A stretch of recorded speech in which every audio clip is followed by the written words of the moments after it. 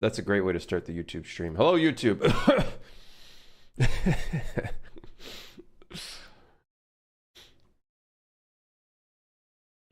Hello, YouTube. YouTube.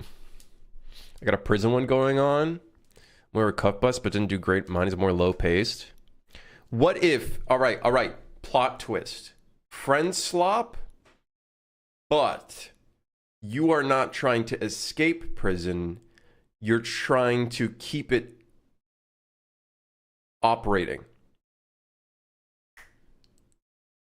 You are the prison guards for the shift.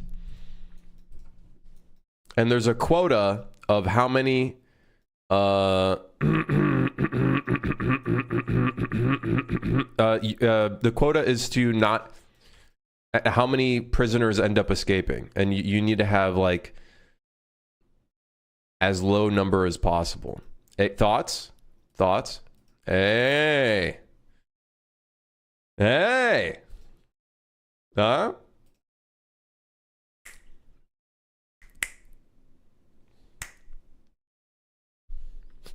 You're playing? How are you doing? Might be something to look into. Yeah. Random explosion happens. You gotta like fucking keep track of it. It's like, oh, no. You know? Random explosion happens. You gotta repair the damage really quick. Oh, put the motherfucker back into the cell. Whoop. All right, get back in there. Yeah. There you go. There's the game idea. Here's the game idea.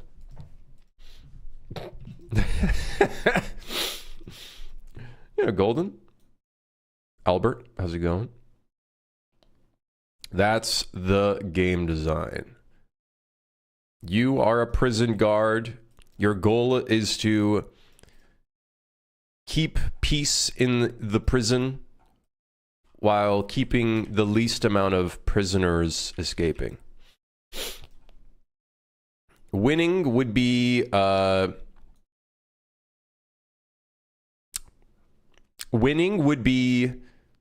surviving a week of shifts. So it's like the idea is like you have like a week of shifts safe to survive from. Maybe it gets like you can get a little goofy with it where it's like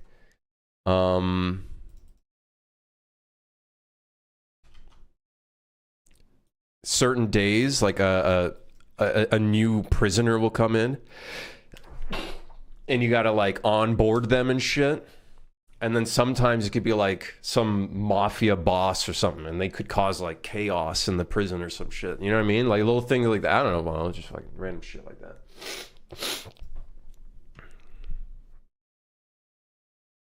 Maybe you could like maybe there's a shop. I don't know, you just get wacky with it. Maybe you could be like, you start like trading with the prisoners to like get certain things. Or maybe there's a shop and you have to like purchase little upgrades that could help you keep the prison in shape and whatnot. This video started in 2 minutes. You made this in 2 minutes. Very impressive. Thank you. I did make this all in 2 minutes. It took me 2 minutes tops.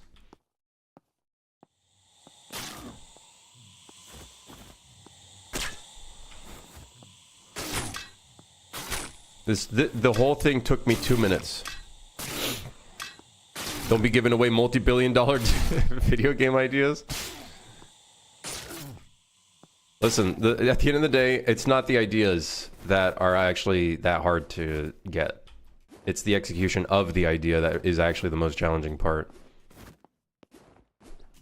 Because I'm sure 5 million people came up with the idea that I came up with, you know? Being a prison guard that keeps track of a prison with your friends.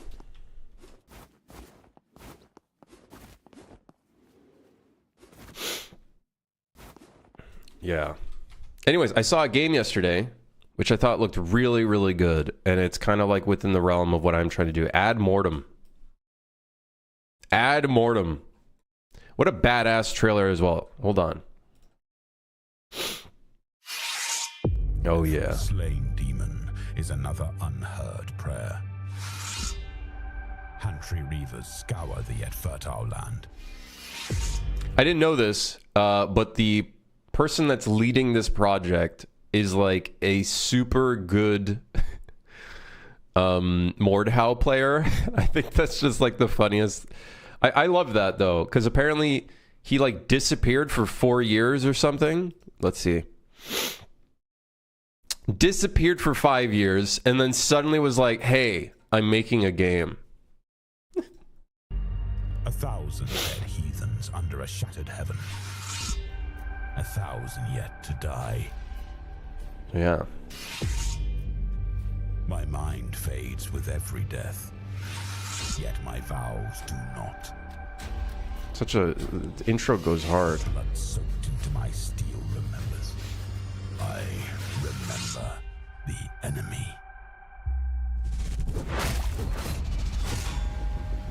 Did they add a popping noise to that dismemberment? But this is very much like Mordhau combat, but it's still very cool.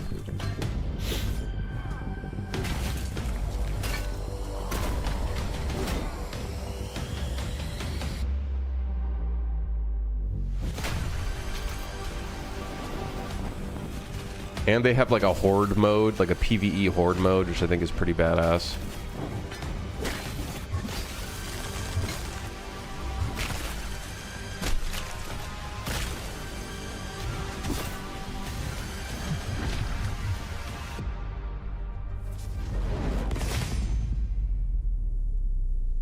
Pretty cool. Hi everyone, long time no see. I'm Giru. Many any support, whether big. Super, super cool, man. Still not finished, dragging on a bit, don't you think? Wait, what do you mean, Klaus? In terms of what? Still not finished what?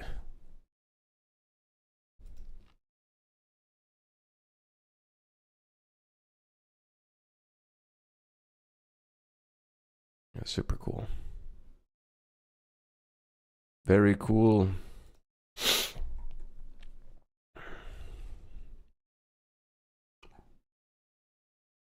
Very, very cool. Wait, let's get in the mood. We need some like dark fantasy music. Yeah.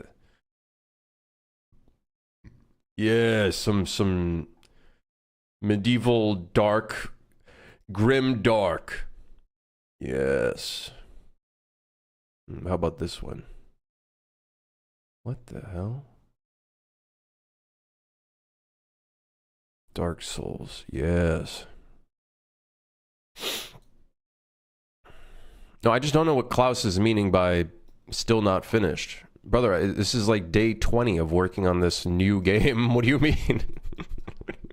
What do you mean still not finished? I'm cooking, man. What do you mean? Okay, let's disable the spears. And then I guess let's work on the enemy attack token system. The token system, let's work on the aggro system as well. So we need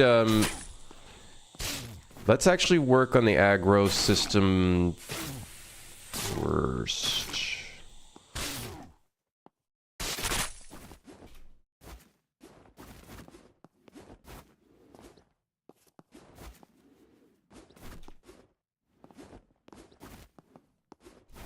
Yeah.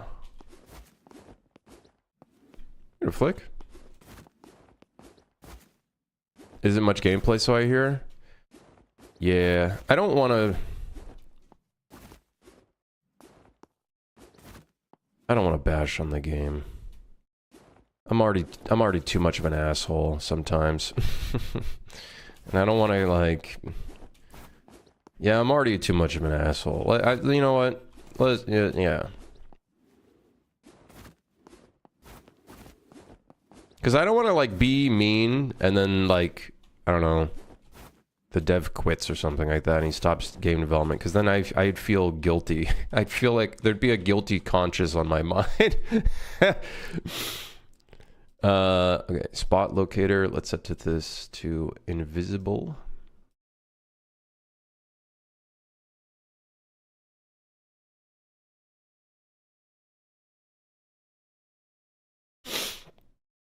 Okay, so enemy manager component.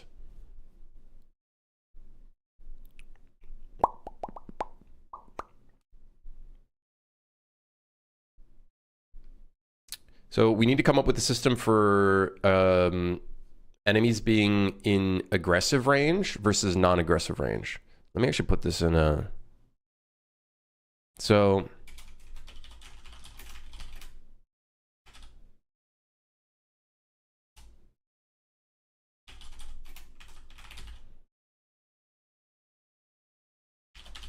current attacker value, reference, allow attack to go through on state tree, aggressive range array, current attacker reference, allow attack to go through on state tree. Okay, we are good, I think. Wait, aggressive range array, okay.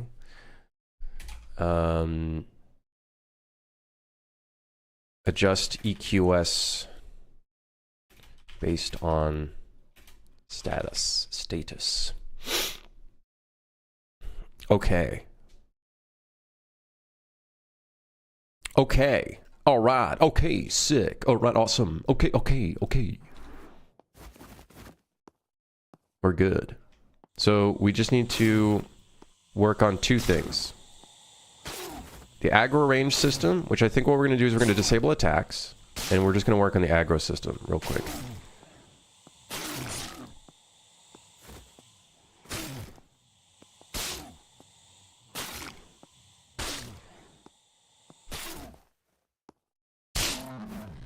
So I think that's what we're going to do first. We're going to disable attacks so that way we can get the aggression system going.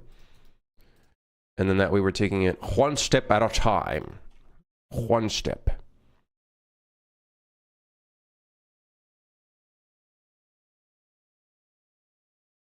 I don't know what the destination move tolerance is. What does that mean? Because I don't know.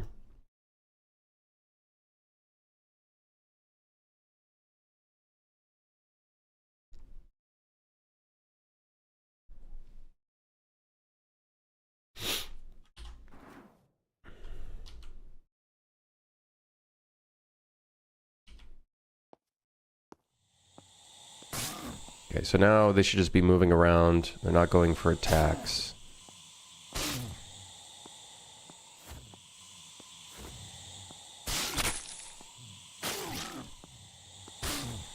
Okay.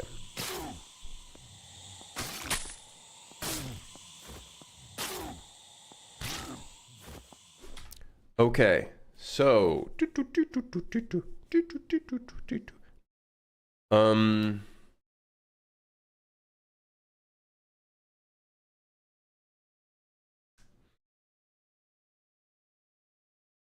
Okay, so... Okay, let's go. All right,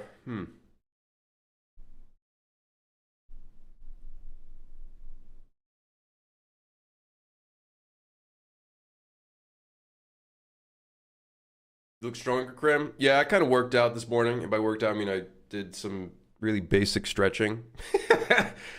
That was enough to make me work out. Yeah, I got a little bit of a little pump in, you know what I mean? Yeah, I got a bit of a pump. Yeah.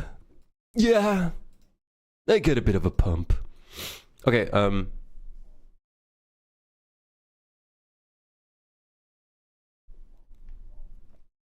you doing, Donut? How are you? How's your November of 2025 going? There's only one. There's only one November 2025. Can you believe it? Not good? Brother, it's just been 3 days. What do you mean not good? What started? What happened? Actually, don't trauma dump us.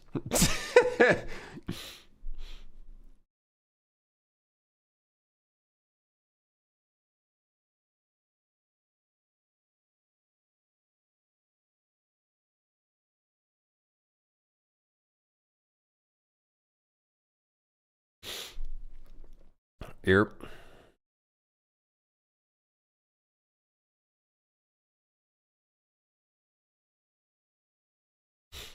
What about you? I'm okay. I'm okay.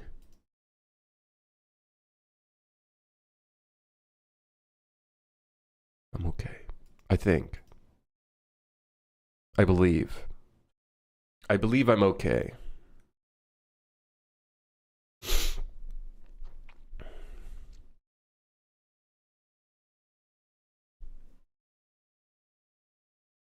I'm curious about something real quick. The movement system works off of the best 25%. Can we try best 5% real quick? What does best 5% look like?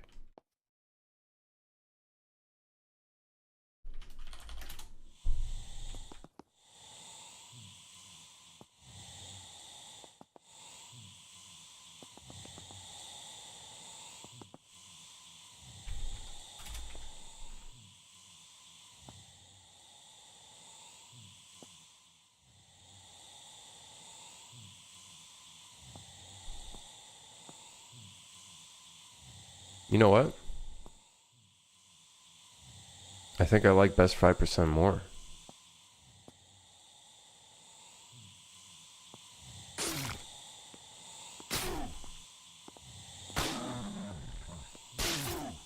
We'll make it so they walk around when they're like doing this, but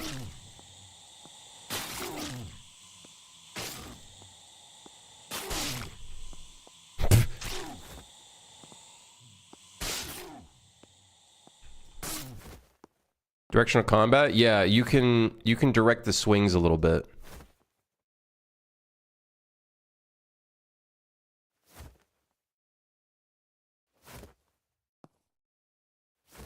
Which is pretty fun. I really like that element.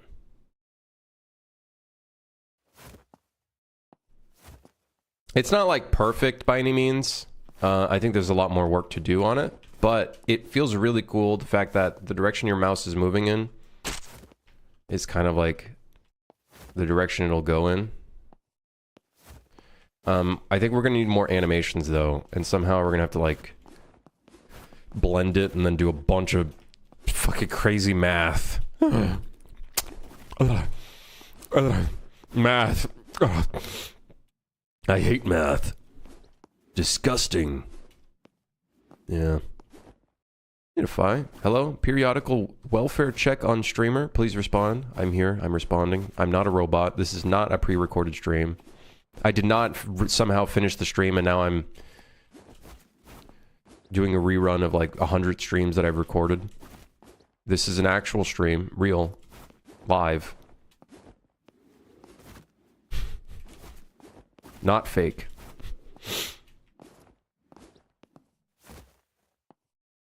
What is today's date? It is November 3rd of 2025.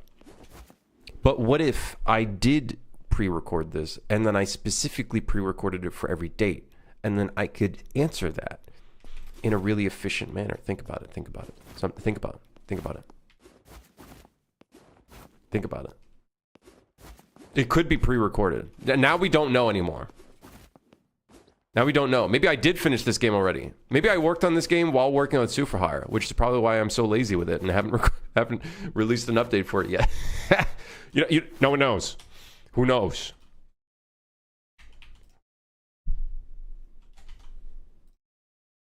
Plausible. It's true. It's plausible. Except it wouldn't make sense for me because I'm the biggest idiot, procrastinator, lazy asshole. Yeah, that's true. True. Fortunately, it's true.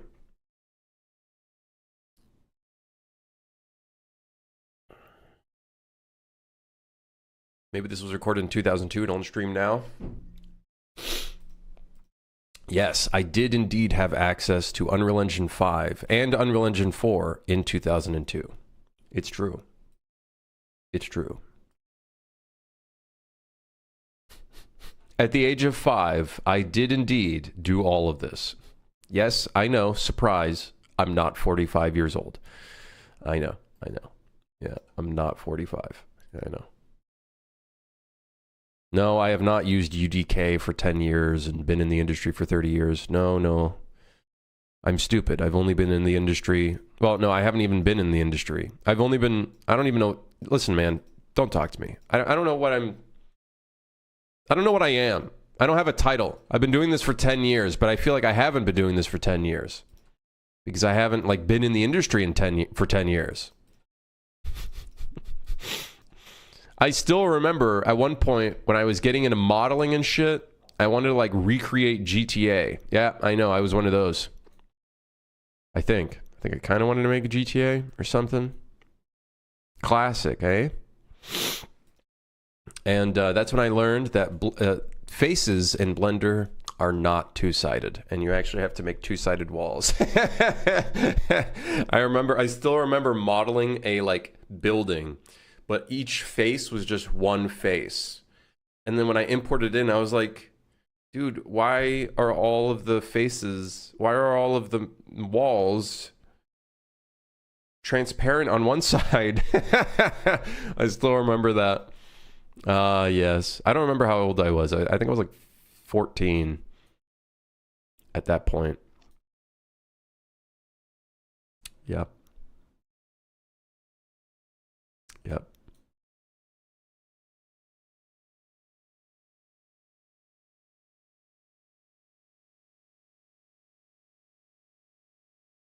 The hell is this? Or is the webcam voice pre-recording the game devs commissioned on Fiverr? Oh, that's so true, actually. That's so true. Someone at Fiverr would have no comments on their code. That is true. You were thinking, man, Blender's a shit software. I don't know. I don't know what I was thinking at the time. Maybe I was like, being like, man, I'm shit at this or something. Who knows? I don't know. I have no idea.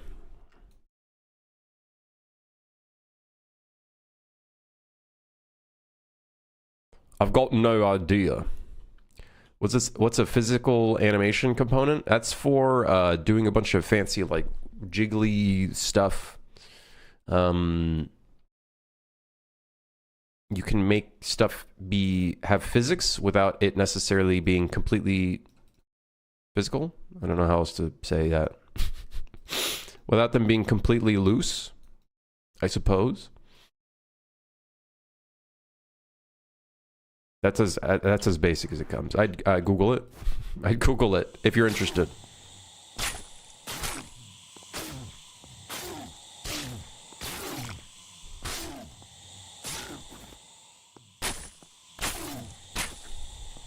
You know, they're actually staying in a pretty good position. What if I move back? Okay, they move up. Yeah, this is great. This is great. I should have put this in suit for hire. But I'm too stupid.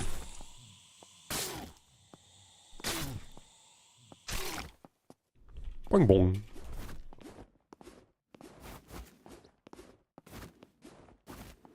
Using Unreal for very low-end games like removing a dead tree stump with a crane, extremely overkill and extremely overkill.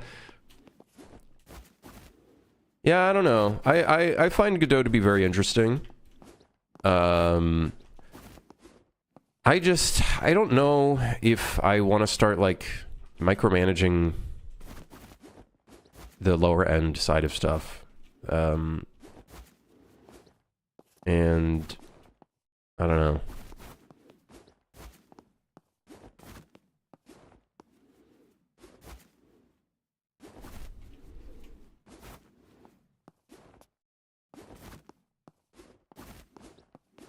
There's like, you have to do a lot more like stuff with Godot, which for me, I don't really care for. I'm okay with trying to figure out Unreal and make it work for what I need, right? But yeah, it's a bit, you know, it's a bit heavy. There's a little bit of more of like a heavier upfront cost. Even if you disable a bunch of stuff, it's still like pretty heavy. You have to like really go in the engine code to disable certain things.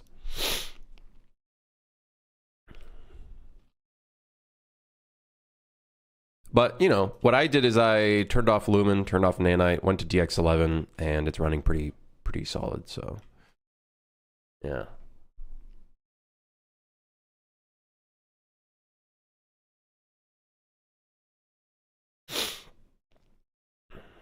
Yeah. I think the barrier of entry in Unreal to get to a certain point could be a bit more, but Godot, you know, I think the thing is you just approach things in different ways and you end up basically at the same place. You know.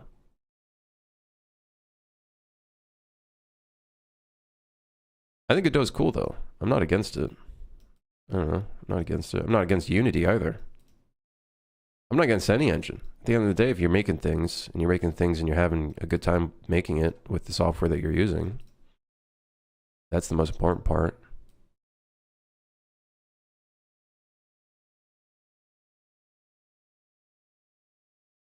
I have my quarrels with Unreal every single day. I am very, very vocal about my quarrels with it, which is probably why they don't raid the stream anymore. I might have been a little too vocal, actually, about my quarrels with it and its C-suite and management and various other things.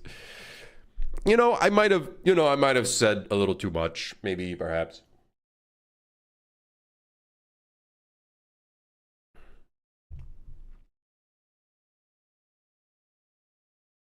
I like some of the features in Unreal. I just wish they spent more time on optimizing and perfecting those features instead of just keeping on adding more. I don't know what goes on behind the scenes, but at the same time, I'm not gonna act as if like I can't do my own part in optimizing my projects as well, right? I can't expect them to just do a blanket fix on everything for me. At the end of the day, that's my responsibility. And the thing is, when you start working in Godot, I think the thing with Godot is that you don't expect anyone on Git to fix the problem for you. You could probably ask, but the responsibility ultimately is your own at that point with Godot.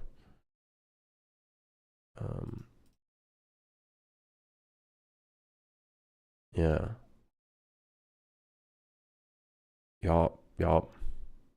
I think that has its positives though. That has its positives. You become a lot more independent in some respects. That's why I've been trying to learn C++. Well, I haven't been using it because we're still in prototype stages, but I do want to dive a lot more into C++. So then that way I can become more of an independent developer in Unreal.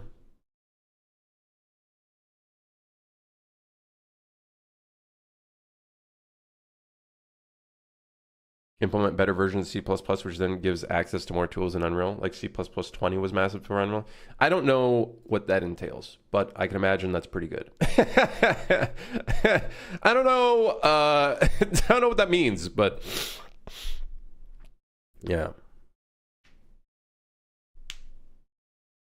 According to one of the heads of Epic, Unreal Engine 6 is coming in 2 to 3 years, and I think that might be too early. I agree with that. I think them talking about Unreal Engine 6 already is just like corporate slop, honestly. It's corporate slop. It's like, ugh, oh, you guys are doing this. Oh, can you guys just like let the engineers do their thing? Just pay the engineers, let them do their thing, and like fuck off for like maybe a decade or something. Like, you know, respectfully, I don't know, like fuck off for like a decade. You know, you got money. You know what I mean? You don't need more money just to reach a quota as a corporate. I don't know. you know what I mean? Like, I know more money can always be gained, and maybe you still always need more money because you have to pay all of your employees and staff. I get that. I respect that. But, you know, like maybe fuck off a little bit. You know what I mean? Yeah, when they were starting to talk about Unreal Engine 6, and this has been like years, I feel like they've already been talking about it, and I'm like, why? I feel like they have to talk about the next big thing because they just want stakeholders to always have like something to look forward to. Or I don't know if they have stakeholders, but like they have some investors or something, right? Like they had to, you know, get Disney on board somehow. And I think that's through like some fucking dreamy shit.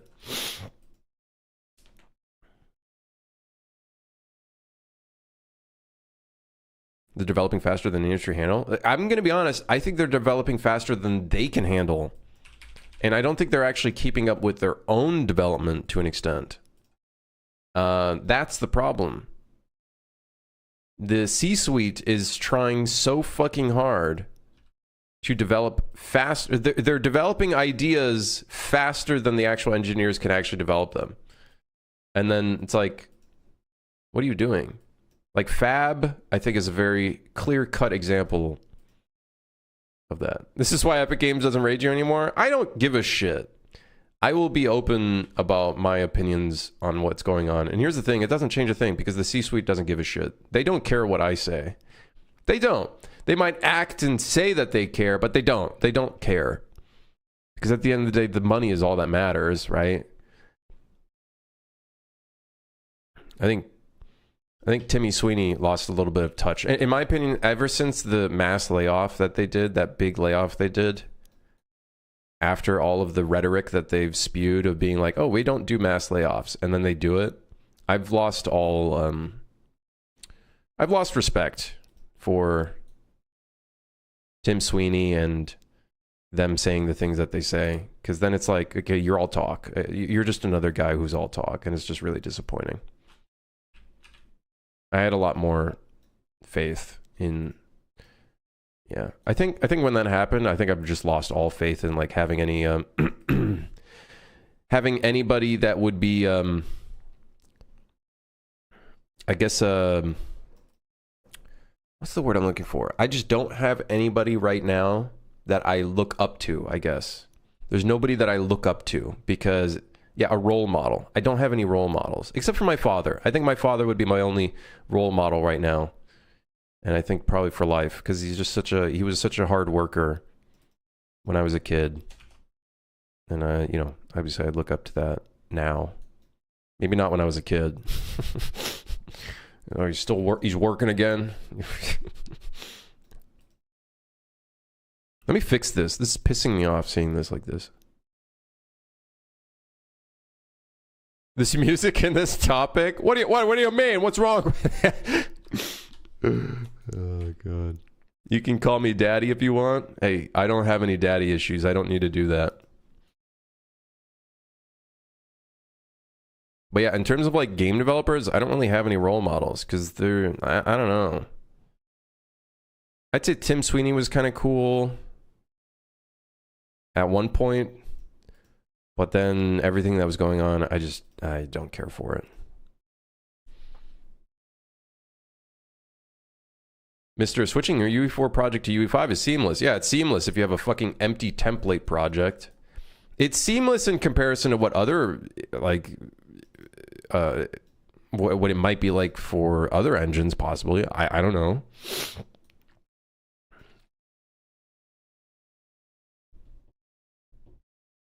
Tim has a huge piano he doesn't even use. Is it like a grand piano? Notch is a good role model.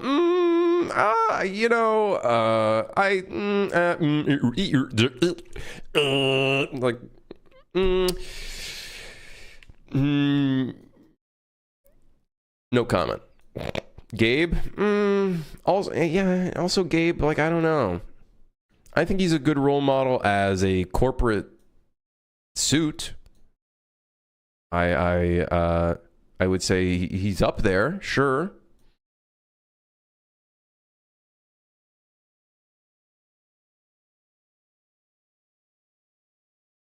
He had to fill all the roles. I don't know if he did. I think he's just a really, he's got his head on his shoulders, I think. In a good way. I think he's on a swivel.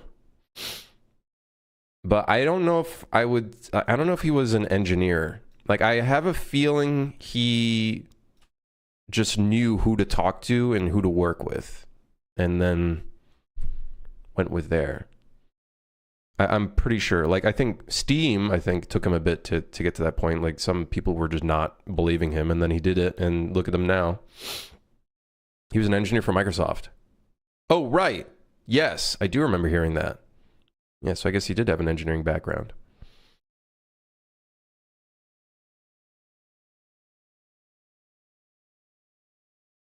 Todd Howard used to have a soul and it was amazing.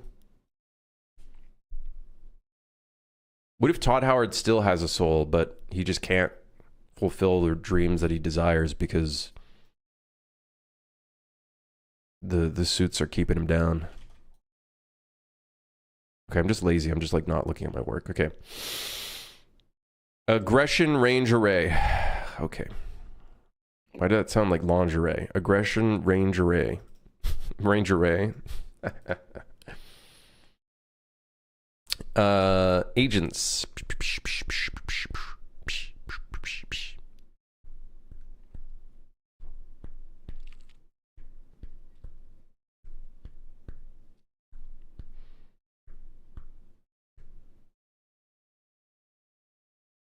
I think Todd grew too big and influential for his role, that he's burdened by success and can't act his role as he used to. I don't know, man. I don't really care for Bethesda games, I'm going to be honest. You know, I just Starfield, bleh. Skyrim, bleh. I think they've lost. They're lost in time. I think they have their charm, but I don't really care for them. I don't know. I just Fallout. I don't care for the vibe. Skyrim, I was kind of like, it's cool, I guess. I never really played too much Oblivion. Never played a Morrowind. What are some other Bethesda games? I guess technically isn't Doom technically? It's published by Bethesda, right? Hates games confirmed. Not true. Not true. I know Doom is id Software, but there's a publisher associated with them. Who is the publisher? I'm pretty sure it's Bethesda. Right?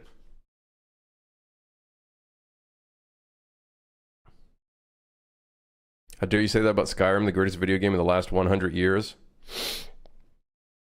Nah, the greatest video game of the last 100 years is... What could be the greatest video game? Like, we're talking everything. From story, sound, music, everything. The greatest video game of all time. Tetris? Greatest video game of all time. I don't know. I think that's going to be subjective, whoever you ask.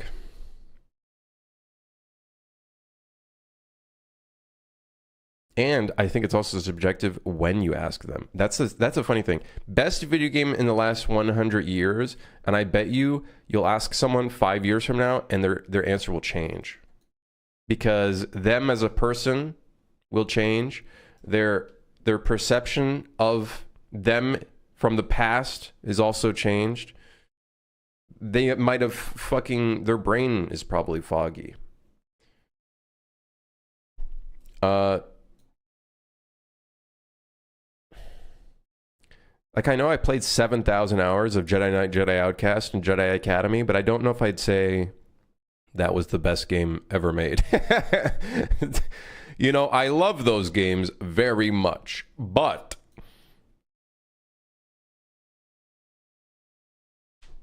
might be closer to 8,000 now I think about it.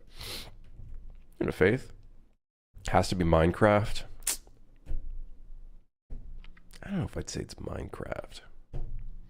Greatest video game of all time.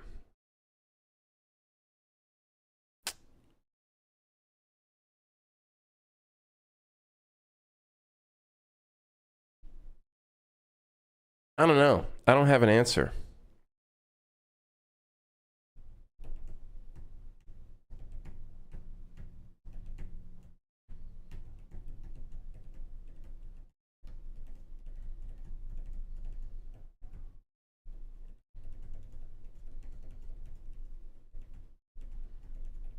Windows XP pinball.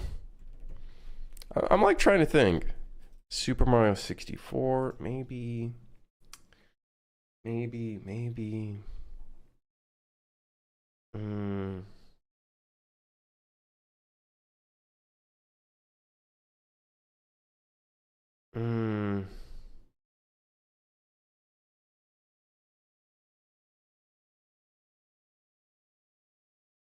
I haven't played many of the Zelda games. Literally, the only Zelda game I've actually played through fully is Minish Cap, which apparently, supposedly, a lot of people say, oh, that's one of the bad ones. And I'm like, what?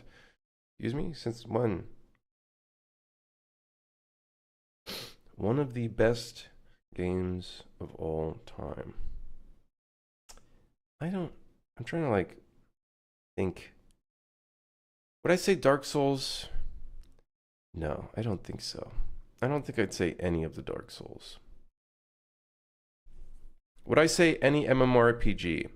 No, I don't think so, because I think a lot of that was like...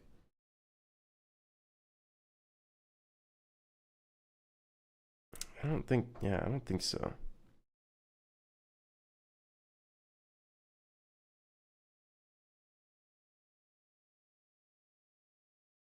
I don't know.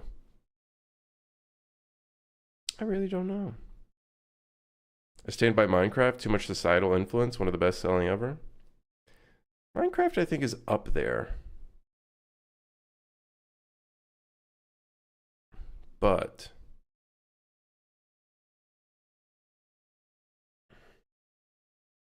I don't... Yeah, it's such a complicated question to answer. Because it's such a funny thing. It's like, you say it's the greatest game ever, but why am I not playing it right now? Even though it's the greatest game ever. Because I guess it's just past its time, I suppose. I don't know. It's fucking... You could say Last of Us Part 1. But mainly because of the nostalgia that's associated with it. I still remember... I was... when my grandparents used to live in Canada, I went to their place. They were out. I was with my cousin, and we did a sleepover, and we played through Last of Us Part 1. Or Last of Us, I guess, originally. On the PS3 at the time. Because you don't play games? What kind of question is that? I guess. I don't play that many games.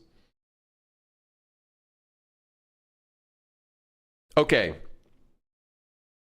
I'll say up there in top 5, Apex Legends on release.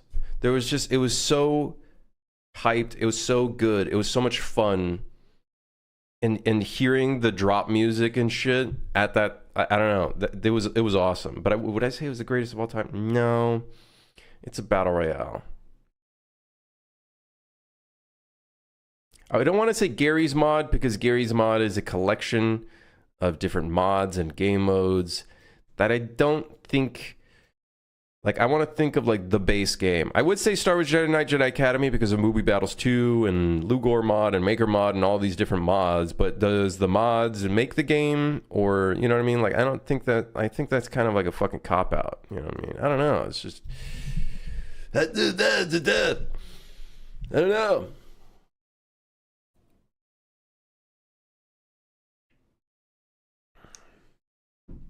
Some might say Halo, but I never played Halo. I didn't have an Xbox. But some might say Halo 3. I'm sure Halo 3 was probably the fucking bomb at the time. Greatest of all time. I say greatest of all time not based off of sales or players, but literally like amazing story, amazing sound, music, amazing gameplay. I guess amazing visuals. It just has to be amazing across the board. It's got to be greatest of all time.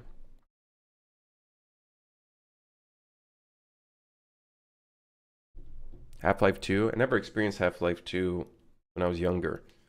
But I would say Half-Life 2 was interesting. Pretty interesting. All right, you know what? When I was a kid playing through Portal, Portal was my first Steam game. I still remember. It's on my dad's Steam account that I don't fucking know the login for. I don't even know what email it's associated with. Portal 1. That was probably in like 2000, I don't know, 7, 2000, I don't know when that was. I mean, I hate to break it to you, but the answer to that is Baldur's Gate 3. See, that's why I say it's subjective, because I just don't give a shit about Baldur's Gate. I just don't care for that kind of like gameplay and stuff like that, but... Even people saying Expedition 33, like, I don't care for a game like that, personally. Uncharted? Which Uncharted, though? Which one are we talking? 2? 2? Did I beat Portal? I did, yes. I did indeed beat GLaDOS.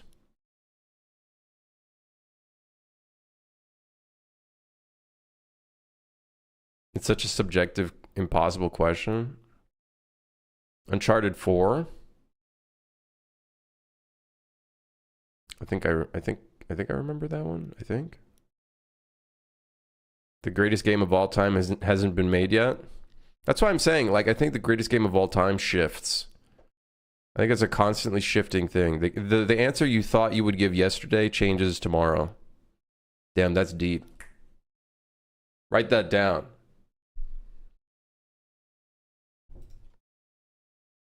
Whatever Krim is working on right now, is it? No, I don't make the greatest games of all time. I just make silly games.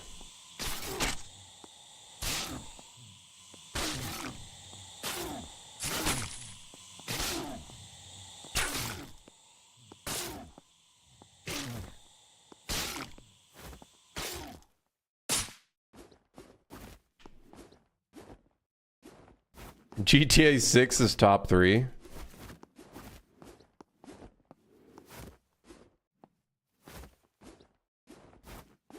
RDR 2 is top 5.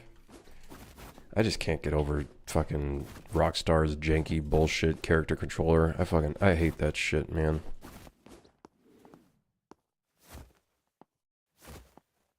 Honestly, it's got to be like a Nintendo game. I'm not gonna lie. Even though I fucking hate Nintendo and the shit they do, it's probably got to be a Nintendo game.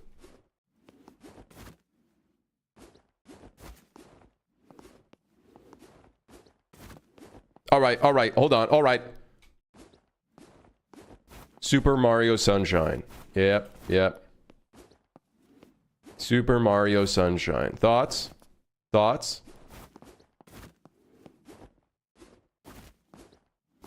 Super Mario Sunshine. Nah, Sunshine sucks. Someone shoot that guy. What do you mean? You didn't like the music that made you feel like you're about to go fucking crazy? My thoughts are, I never played it. Mario Galaxy? I never played Mario Galaxy.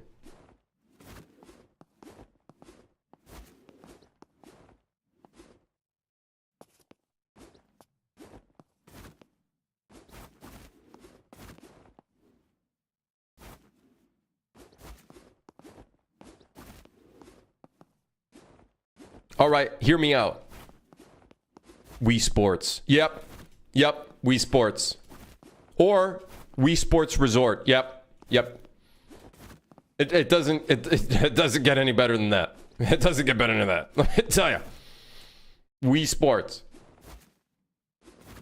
Everybody forgets about Wii Sports. But when they hear the Wii Sports music or the Wii like main menu music, they're like, holy shit.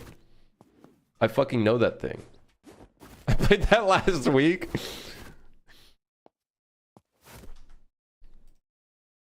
Wii Sports, put it on the board. Put it on the board.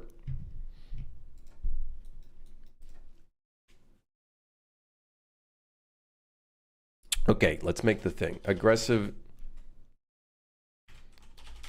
agents. This will also be an array.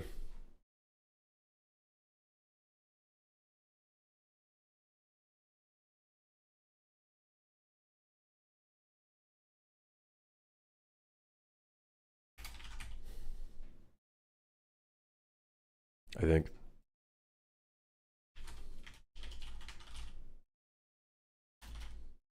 Max aggression, which will be an integer. We'll set it to 2 for now.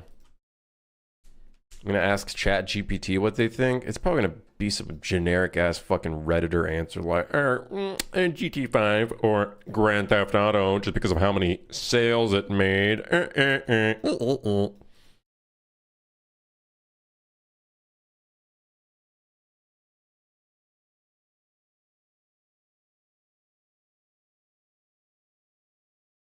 Okay. Since ChatGPT pulls data from the internet, that's probably the case. Yes. Yes, exactly. That's what I mean. It's probably going to be some Redditor or something. Or it'll use stats. Breath of the Wild, Minecraft, or Elden Ring, it said. Ah, okay. So 3 of like probably the most popular games on the internet. Very good. Yeah.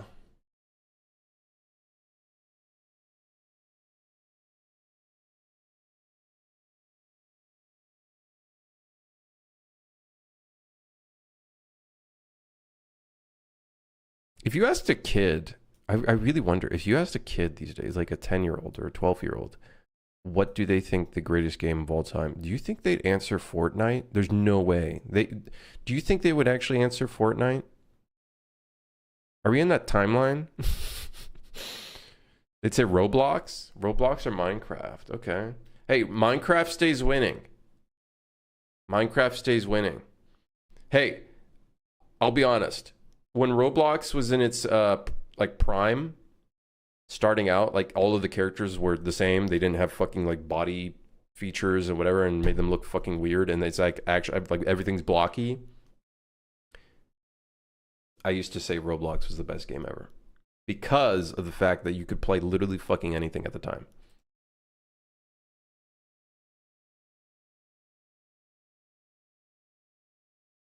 The answer was Tetris.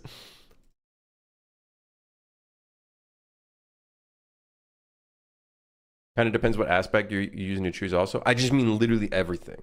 Everything. I mean everything. The art, the music, the sound, the gameplay, the story. It's got to be everything. I don't think there's like an answer to it.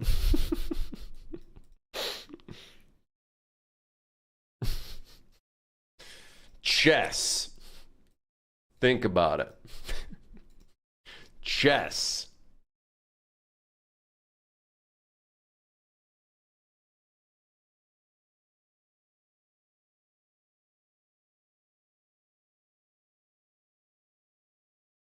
I think chess is the greatest game of all time. Yeah, all right, nerd.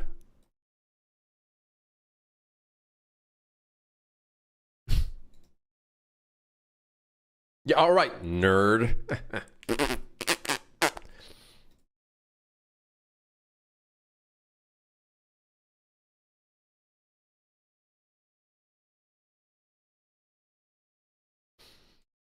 Where the fuck I am?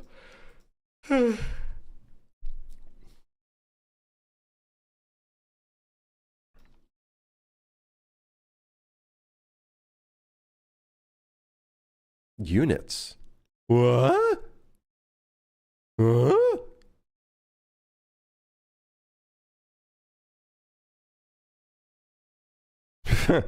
What does this do? Oh, it puts a thing at the end. 3 megabytes. Oh my god, that's really interesting. What the shit? Who the fuck put that in? And why? It's cool, but like why? What use case does it have? I'm curious. Is it just for readability, I guess? 3 light years. Oh my god, Buzz Lightyears? Holy shit. 3 stones. This is 3 stones worth. Yes. 3 Pascals. What's his name? Something Pascal? The Mandalorian actor. What was his name?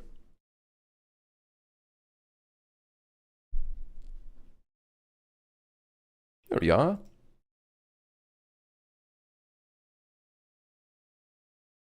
Ah, Pedro Pascal. Yes. Pedro Pascal. 3 Pedro Pascals? 3 Mandalorians? 3...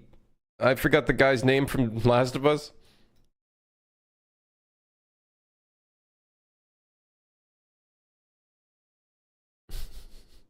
He said so much, I think there might be 3 of them. True, actually true. I think he cloned himself.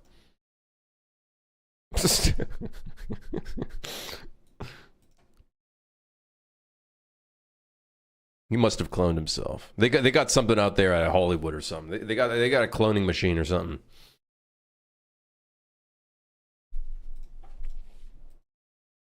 They got a cloning machine or something over there. I don't know what's going on, but they're doing something with them. Okay.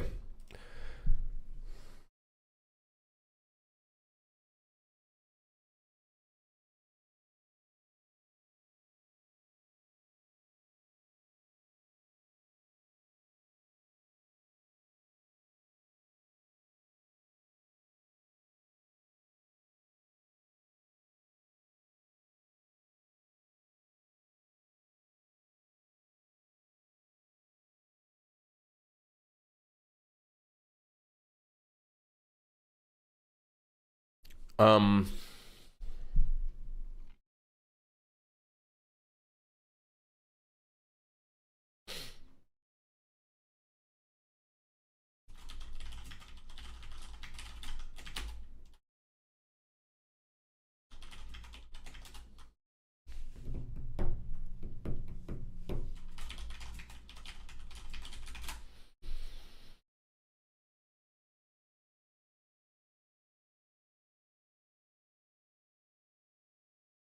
what are we working on? So we have to do this in 2 stages. We have aggressive agents first, which means enemies that are like right in front of us, like in our face, ready to attack us. The enemies that are non-aggressive or like on standby, I'll say, are going to be like farther away, kind of in the back, won't necessarily attack us, right? That's kind of the first step. The next step would be choosing who attacks when, so then that way we don't have 3 enemies attacking us all at once. So that is the first step.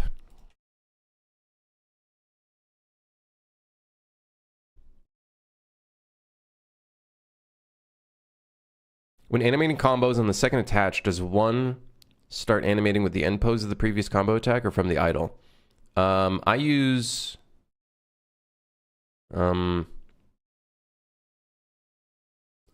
animation montages, and those blend between each other. So it ends from, or it blends from wherever the anim montage is, and then blends in and out based off of their values. It's on the Twitch stream, Albert, for music. Yep.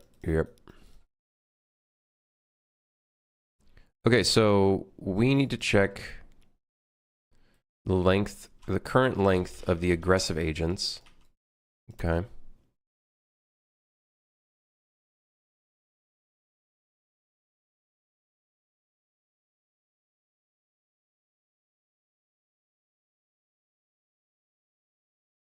And then minus out the max aggression. And then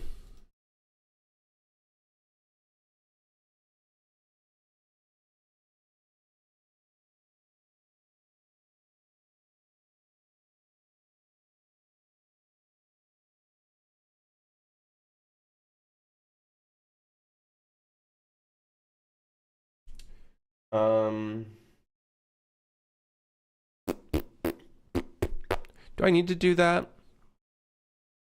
I think we can just go through all of the agents and then check, hey, if their distance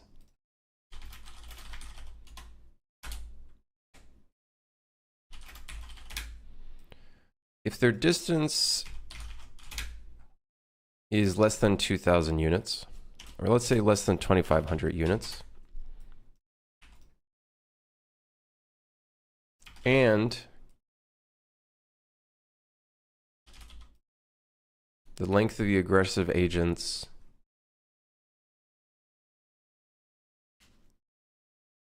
is less than the max aggression, then allow them to become an aggressive agent.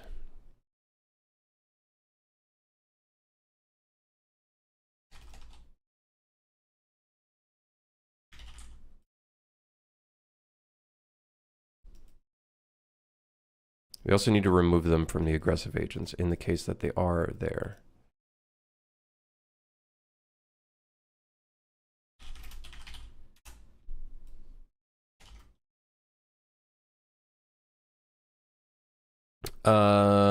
If they are blah blah blah blah blah blah blah blah blah blah blah, then we would like to add unique. Has to not add a duplicate because that would suck balls.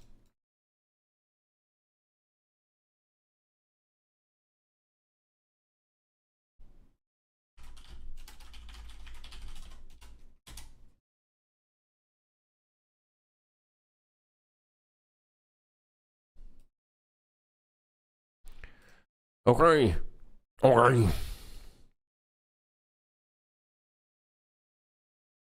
The Pedro song. It is a good song. We're playing through some. What the hell are we playing right now? We're playing through dark fantasy ambient / instrumental at the momento. It would appear that we're currently going through Diablo. And then we'll be back at Diablo. And then we're going into Skyrim. And then we're going back to Diablo. And then I wouldn't mind this scrambling. Right now it's just going through every different game. All right, so add unique to the aggressive agent. We need to then notify the aggressive agent.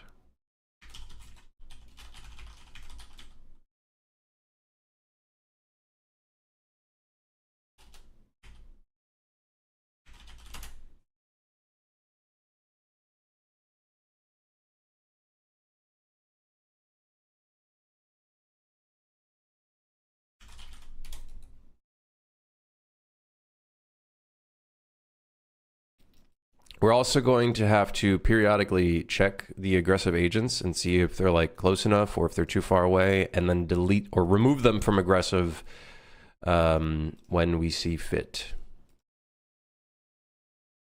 So we'll have to do a bunch of stuff like that too. Fun times, fun times, fun times, fun times, fun times.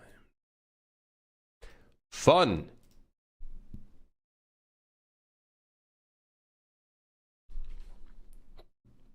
Fun.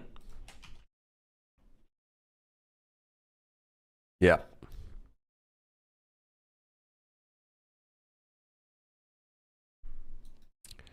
You know what? Choose select aggressive agents. Yes.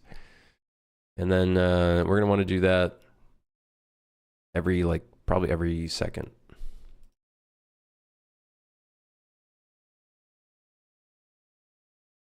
Probably.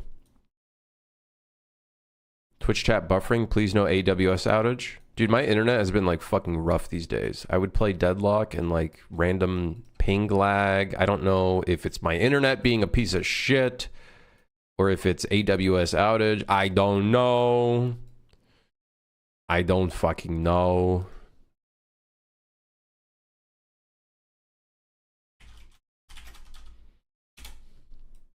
So every 2 seconds, we're going to determine select aggressive agents.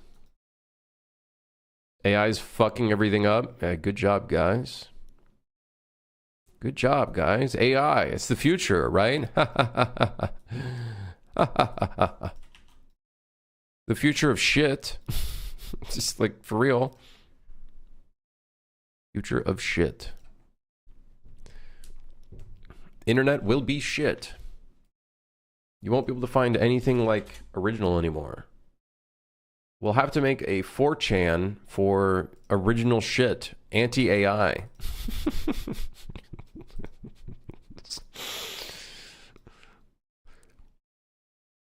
Anybody who posts AI gets fucking hardware banned. Hardware ID banned.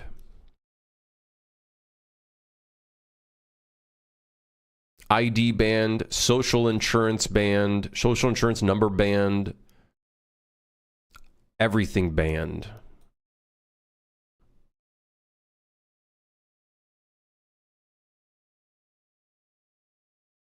In France, we have pretty good internet. Fiber everywhere. You guys must shit a lot, huh? With all that fiber.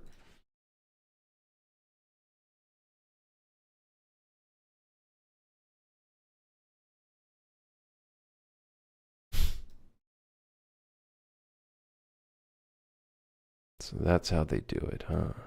It's the fiber, of course. I've been eating a lot more oats and whatever those seeds are called. I've been eating those. You don't know which seeds. There's a lot of different seeds. I forget what they're called. They're like tiny and black. Not flax. It's I don't remember. Whatever. Who cares? It's seeds. I've been eating seeds. Lots of fiber. I didn't eat it this morning though. Forgot to make my overnight oats. All right. So we add the aggressive agent, and then we need to notify the agent that, hey, they are aggressive now. They can move forward. So let's go ahead and do something real stupid and add a Boolean to the enemy.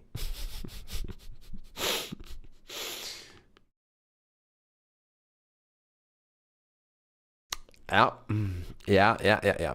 So let's go ahead and add a Boolean. Yeah. Yep.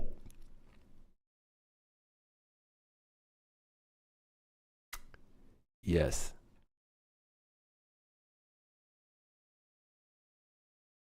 Yes. Yes. Yes. Yes.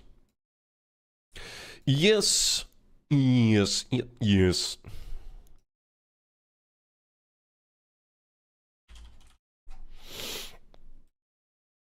Okay, we're going to do a select is true, aggro movement query, put the fucker in the thing, put the thing in the bag, put the guy in the thing.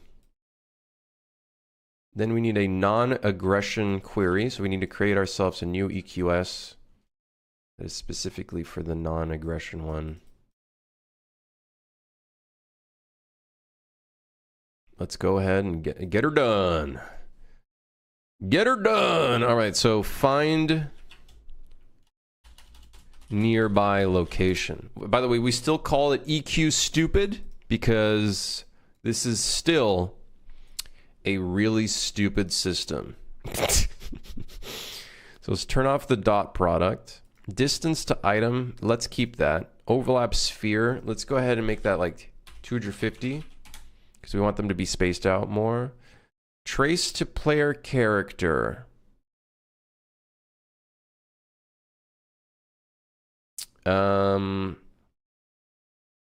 Constant score 1.0.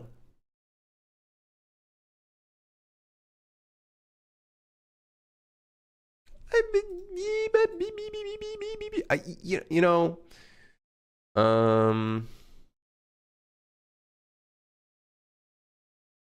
let's just do score only.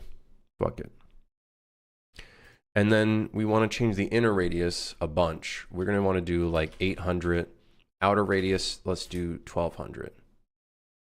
Or 1500. Yeah, 1200 I think is fine. With a number of rings 3, sure. Let's do 1300. Points per ring 16, sure. So this is, what's this called again? EQ stupid, find nearby location. You got it. You got it. You got it. Geez, I just did some difficult math. Oh my god, are you Einstein? So, I made a function that computes velocity to apply between 2 points based on a 0 to 1 inference. So I could use a ratio between the bottom of the screen to the top for a platform so the jump forces applied are the same across all screens. Wait, what? I didn't process any of that.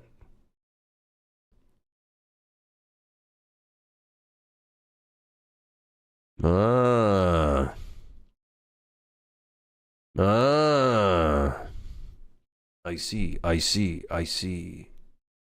Comprende. Yes.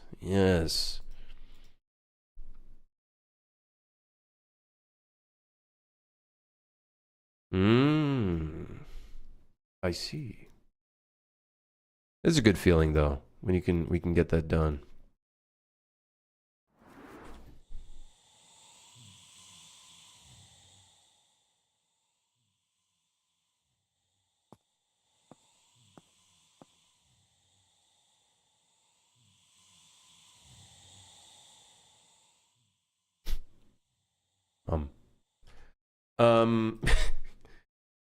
Hey, maybe they shouldn't like cross over the player.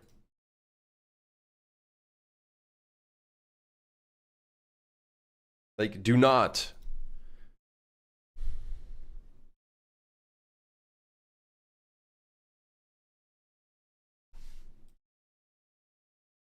Like, how do I make it so they do not cross over the player character?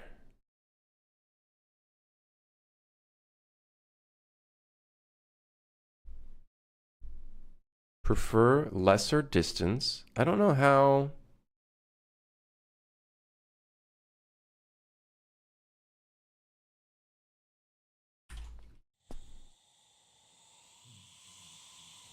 There they go.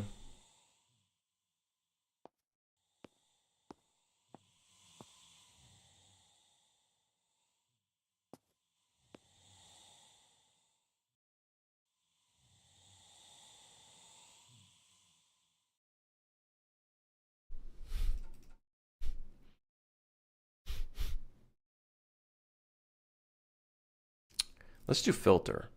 Filter entirely.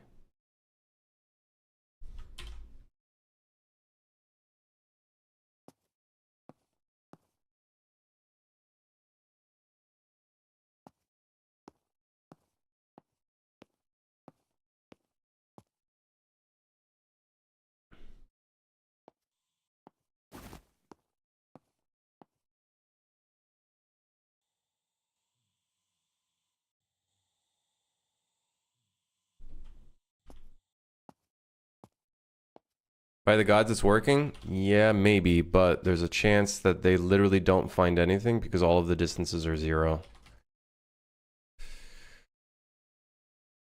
Shit!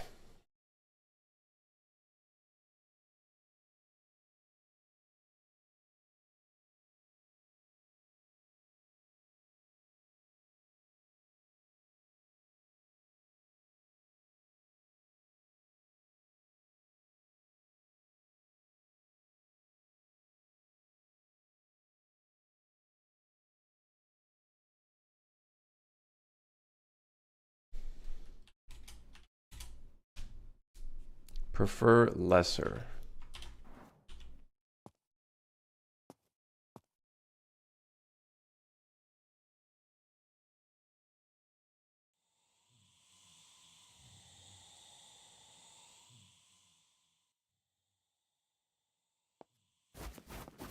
So if you're working on this, does that mean there's no Santa Suit for Hire DLC in time for Christmas?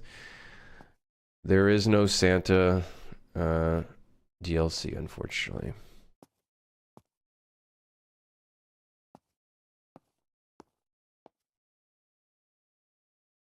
I hate how they cross over the player character. And I don't really know how to fix that. We could do this, and we do negative like 0.5 for the dot product. But then I think that causes them to actually run in front.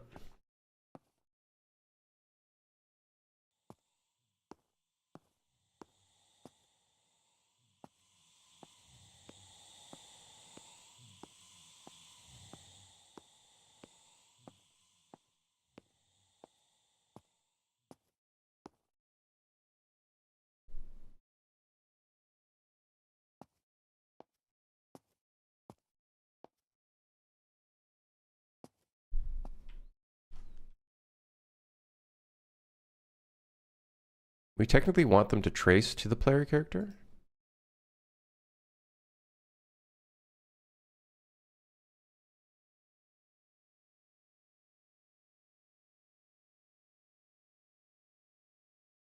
I'm gonna try this instead. What is pathing grid?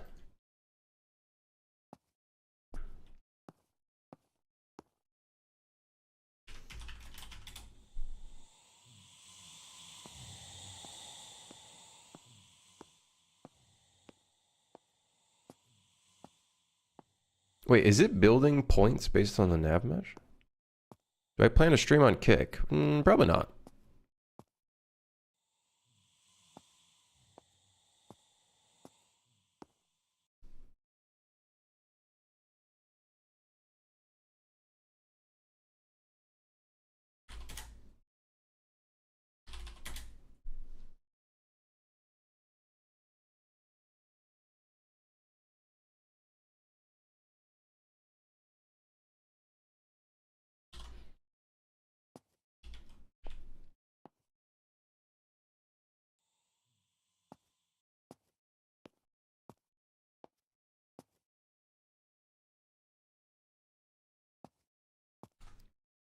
that might be too big of a range.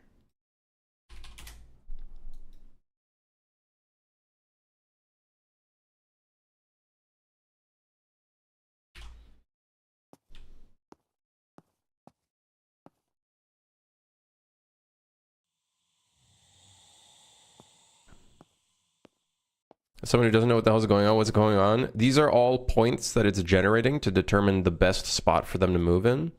Currently, I am debugging that guy. The big head, I'm seeing what he's determining. Now I can see what he's determining. The winner's right there. He's right there. But right now I'm basically working on their positioning. These are going to be the non-aggressive agents. These are guys that are supposed to be like on standby. We need to add one more thing in here though. This might get pretty expensive. Let's filter only.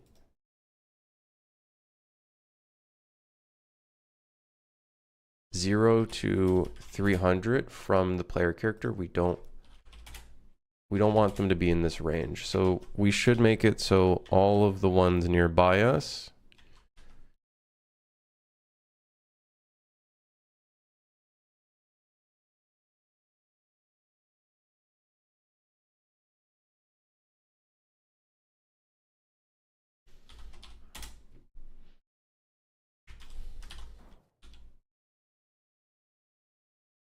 at least 600. Okay, so they shouldn't be in our range. Should be staying on the outside. For JetBrains, Writer, should I get any plugins to go with my Unreal Engine experience or just the default? JetBrains comes with a Writer plugin for Unreal, but I don't necessarily know if there's a...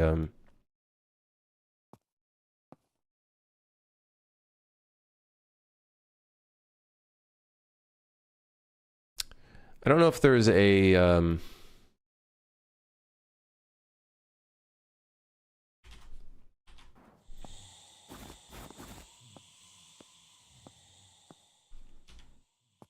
like a plugin, you know what I mean?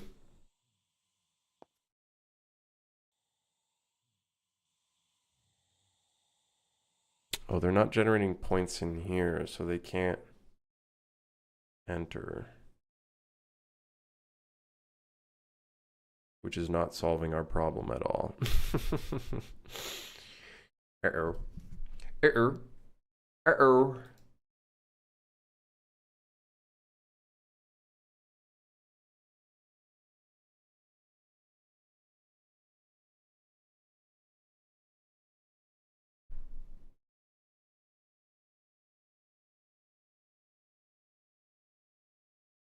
I was hoping the pathing grid would give us something better, but I actually think this is fine. The donut. The donut. I don't know what the arc direction is, though.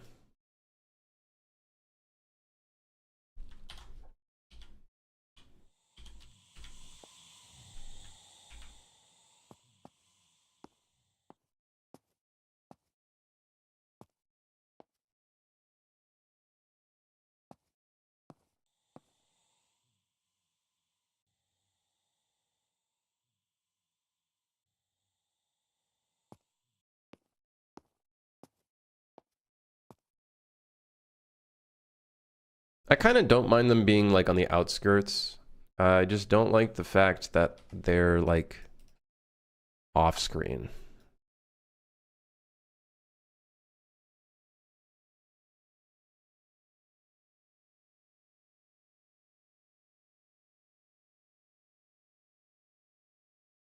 Not a fan.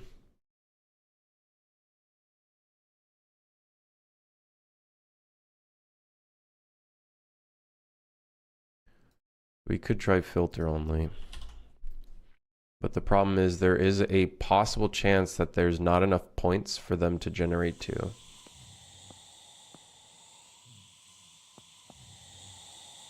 So it's possible like an AI completely breaks and has nothing to go to.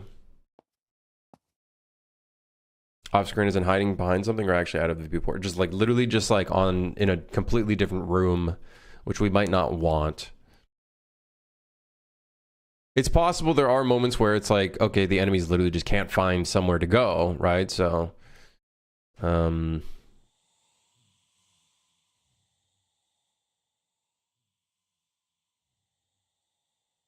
but remember, like, there's going to be constant changes between aggressive enemies and non-aggressive, so I don't need to worry too much about this yet. The only thing is, I just want to make sure that they are working. Could you use your cone of vision as a weight? It is slightly a weight. Like, it's, if this is us and we're facing this way, they will prefer to pick negative 0.5. It's going to be like a range like this.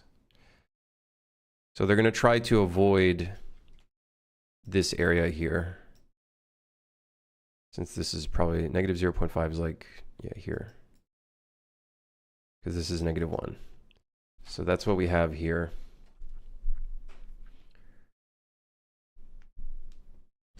In the real game, will this be much more fast paced? We'll see. We're going to like, you know, we'll tune it, right? We'll tune it all. At the end of the day, the thing is, you're probably not going to care about the enemies in the back unless there's a ranged enemy. The ranged enemy are probably going to be using their own system, determining who's going to attack next. I think the thing that the player is going to focus on more so is probably who's attacking right now. But we'll see as we balance it and whatnot. But enemies are going to be constantly like switching between aggressive and non-aggressive. If you start like stun locking an enemy, another enemy might come in if need be. You know what I mean? Like there's always going to be a certain amount of enemies like in your area. So ideally that's how it would work. Let's start making it so some of the enemies are aggressive. So in our manager, I think we have a system that selects. So every 2 seconds, we're going to select aggressive agents. In here, we need to grab the agent and we need to set them to aggressive.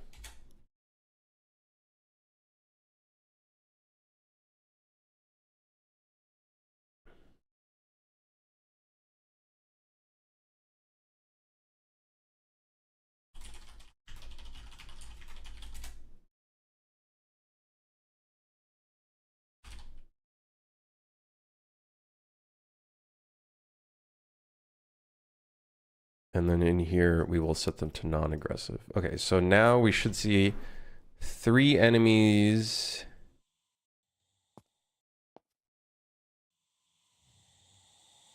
getting in front of us. Okay, so there they are. When we add aggressive, we need to change their movement. So we need to force run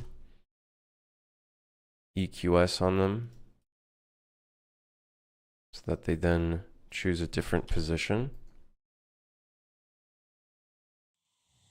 That's these 3 guys. So these 3 guys are now in attack range. The other 2 guys are in a passive range, but ready to attack.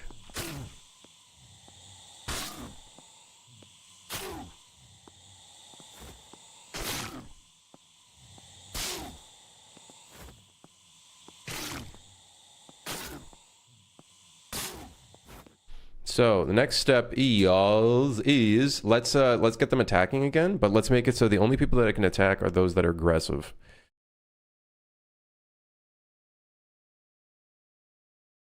So attack sequence, if is valid and cooldown, and one more enter condition. Boolean, this Boolean is aggressive is true.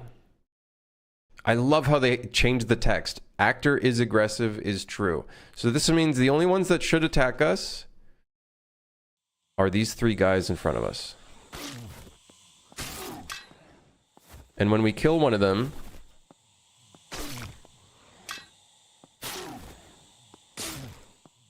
one more should replace him. So this guy's, I think, replacing the guy that just died. When we kill this guy, that guy will come forward. And we're good. Okay.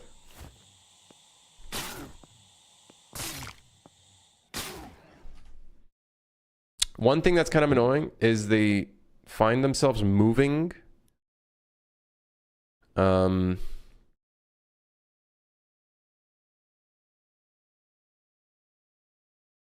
lot. Increase their movement speed. I haven't done any movement speed changes yet. I'm going to probably be doing a lot of that stuff. Like when they're in an aggressive range, they're probably going to adjust their speed based off of their distance to you. Yeah, a bunch of stuff like that.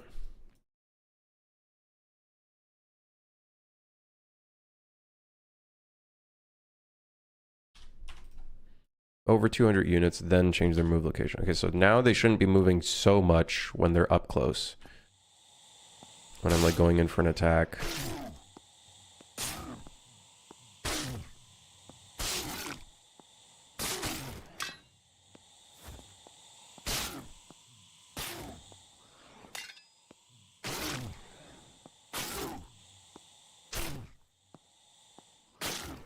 Okay.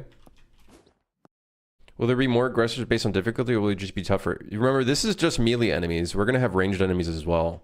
So ranged enemies are probably going to have their own attack priority, and they'll attack separate from the melee enemies. So I don't want to just focus on melee enemies, but we can constantly change how many aggressive enemies are in front of us as well, right? So right now we just have 3, but I can change that number at any time.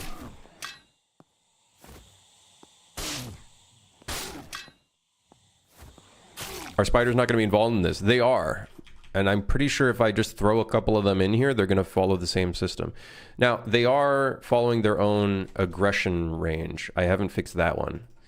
They have their own like system here that I need to fix. Like it's not proper, but... So here, the spiders are currently not aggressive.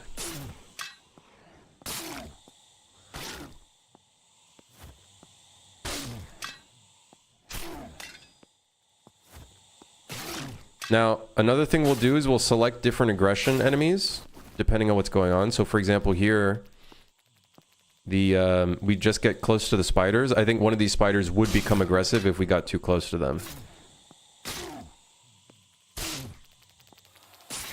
There you go. See, that guy's now attacking us. Now, these two guys are going to come in for us.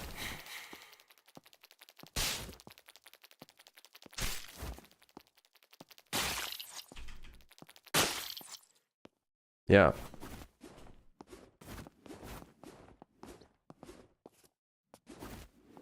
Adding the spiders just makes it creepy. Or too close, or if you hit a spider, it turns another spider aggressive. Right, right. I think we have a lot more stuff we're going to be doing for sure. Or if you kick an enemy, they will no longer be aggressive. So we could do a lot of that stuff, and we probably will do a lot of that stuff.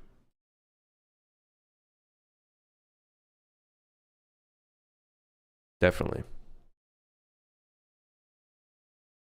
So something we'll check here. Hey, current agent, are you ragdolling? Make sure that they're not ragdolling, because if they are ragdolling, they are no longer able to become aggressive.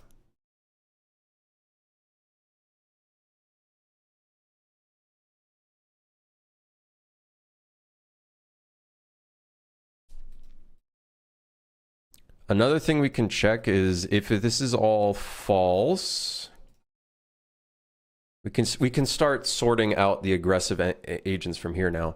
If this is false, and then we want to check, hey, if current agent is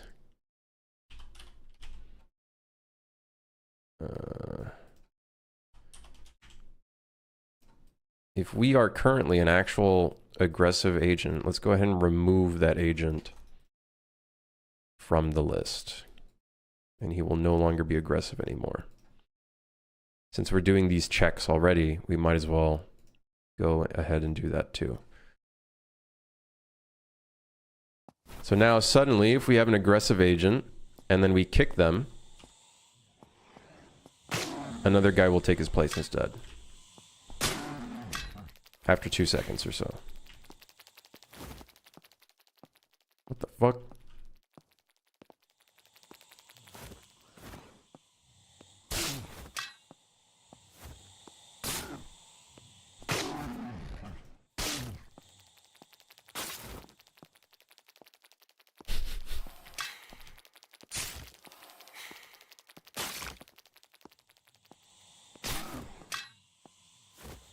I think that spider wanted to attack me and was thinking about it, but then... Or maybe he was, like, supposed to not be aggressive, and then... He was like, oh, fuck, I'm supposed to get out of here. I love the way the spiders walk. They actually, like...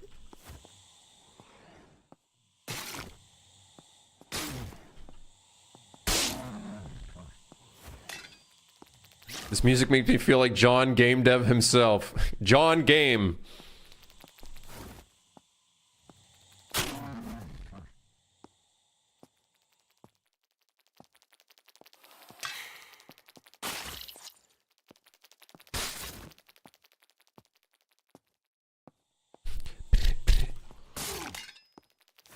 Technically, we're supposed to have 3 enemies on us, so I actually don't really know why...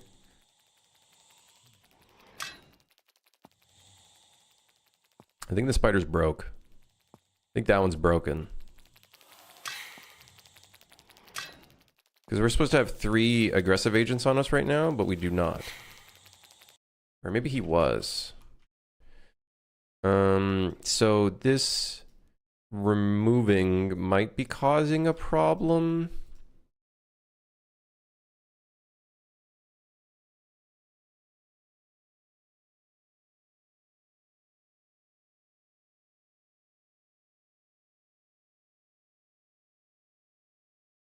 So what we need to do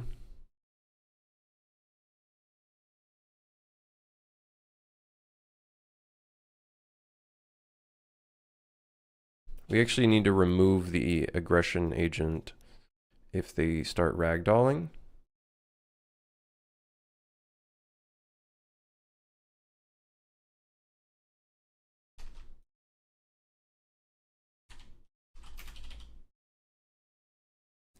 We don't need to do a check because it doesn't really matter to me.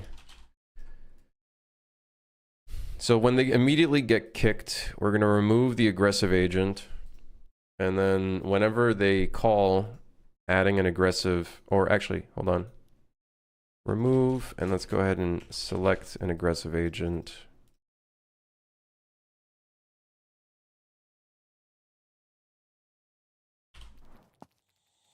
So now someone should immediately take their spot.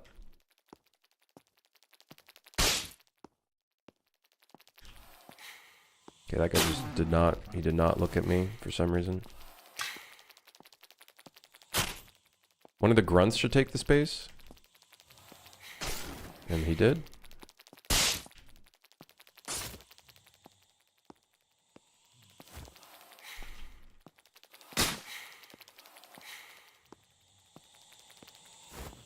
If I get really far away from them, are they going to swap who's attacking?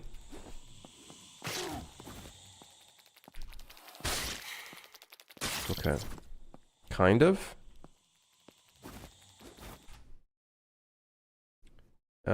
Less than... Let's do 1,500. Less than 1,700.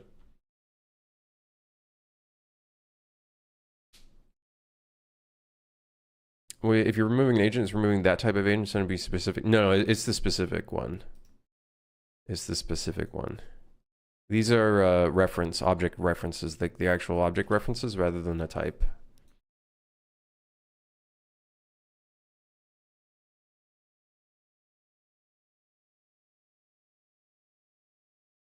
We just have more things we need to do in here. But the ragdolling is a good start. If someone starts ragdolling, we probably don't want them to be aggressive anymore. But if we attack them, we probably want to remove the farthest aggressive agent and add them to their aggression. Like, look at this guy. He's scared. You scared? Gonna start sweating? Oh no, now he's attacking. Supposedly. What's wrong with him? He's lost in the sauce. Yeah, that's something we need to do. If we get really up close to an enemy, like, add them to the aggressive list immediately.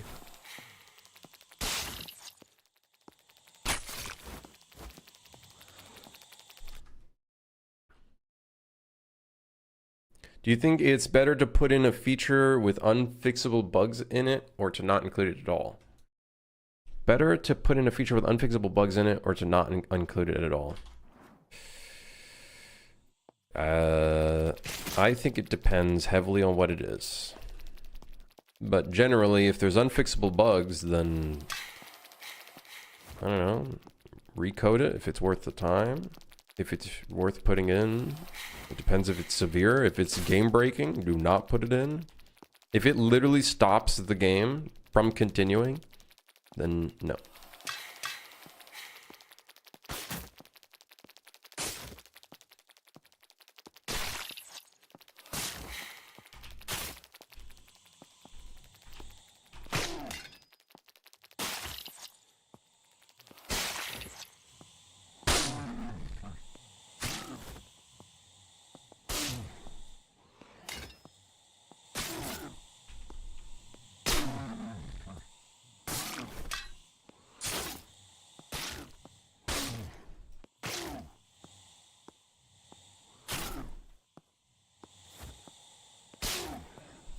Okay, it's starting to feel better. We're starting to get somewhere. There's a little bit of game flow going on. Let's get into the arena. Get in the arena. Let's see how this feels when we're in the arena.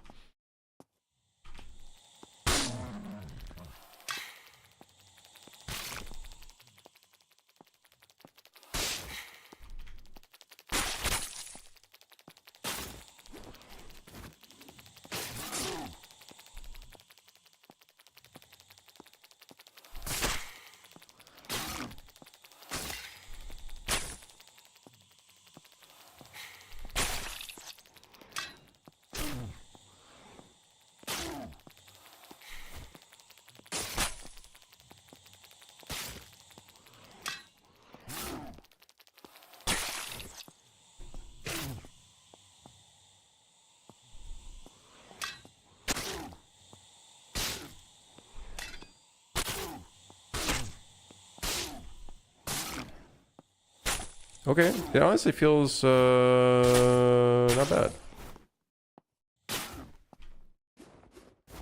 It doesn't feel bad. It's a good start, I think. We haven't even accounted for the ranged enemies either. So like once we put in ranged enemies, the flow will probably change, and then we'll probably have to change up more of the numbers and whatnot. So we'll figure out how all that will work out.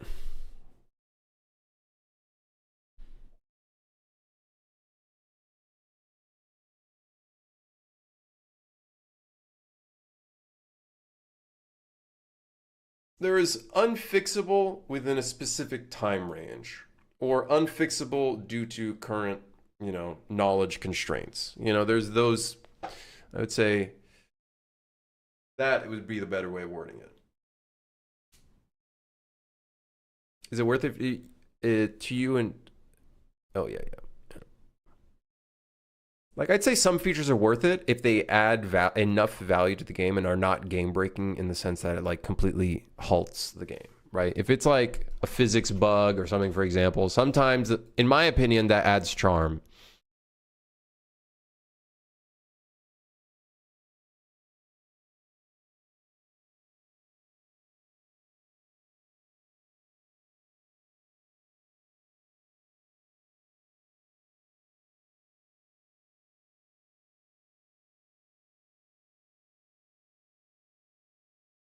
Okay, cool.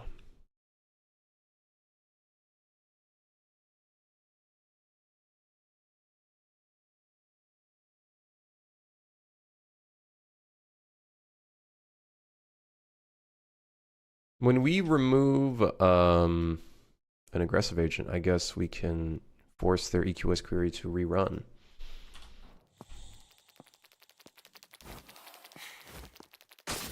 What's wrong with him?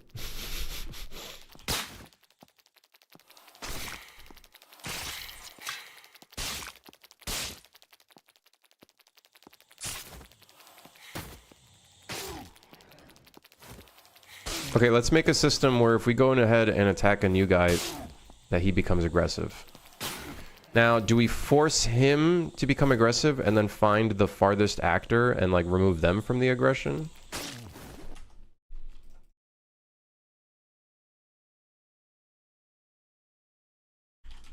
Can I find farthest from an actor reference? Find nearest actor. Oh, shit.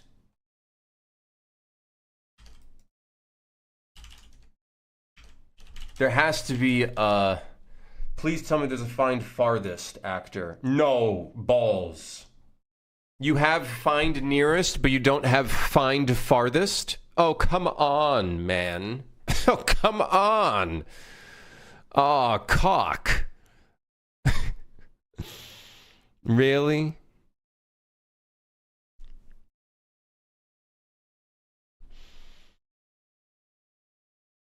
Is this KOTOR? No, it's Diablo.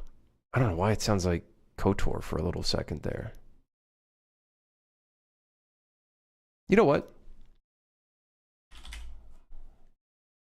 When a game dev has to write a for loop. Hey, come on, man, listen.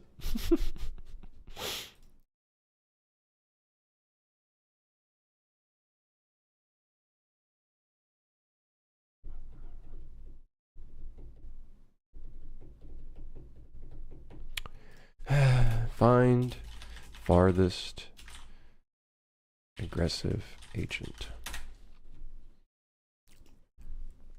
Okay. All right. Okay.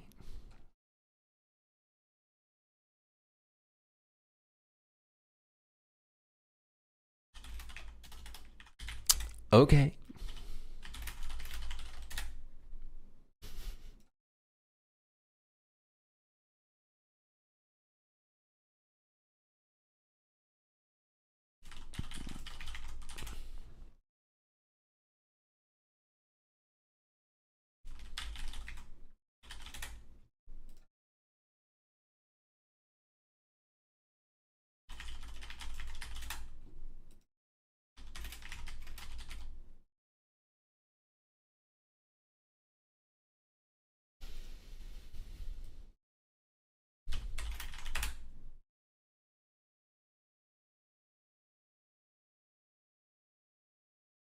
Wait, hold the flip phone. Didn't I just...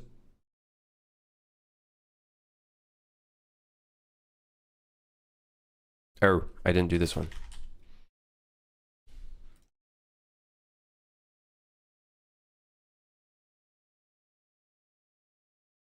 It's gonna be really slow if you have many. Currently, because our max aggression is 3, we're only gonna have 3 values in this. So I think for the case of looping through 3, I think we should be fine. I think we should be fine. I think we should be fine.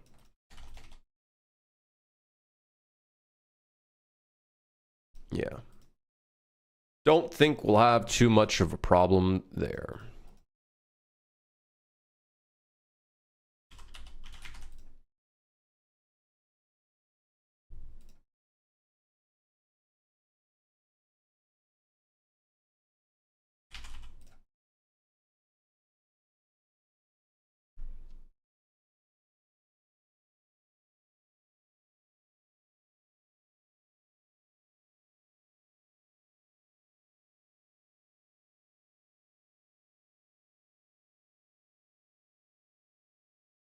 Although writing this in C++ might be good, and actually you bring up a good point.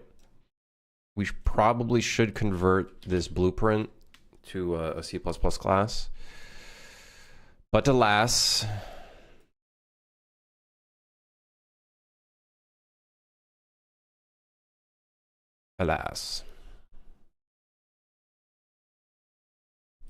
fuck it. Find farthest aggressive agent, make it pure, compile, blah, blah, blah.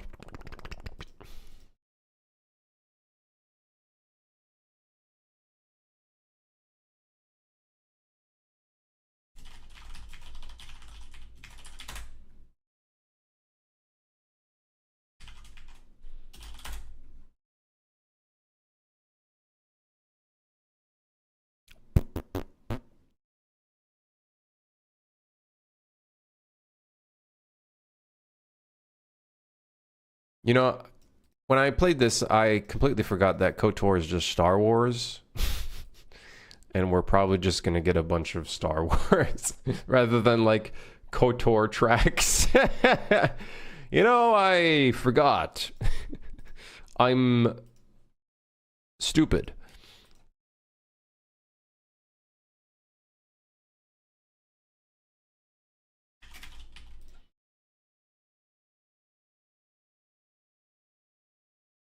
So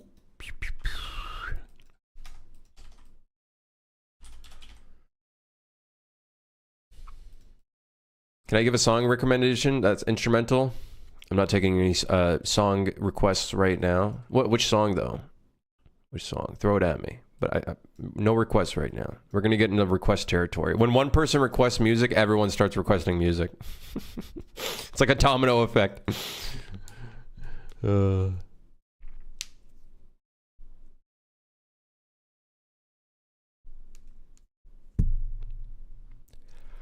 Here's about actually.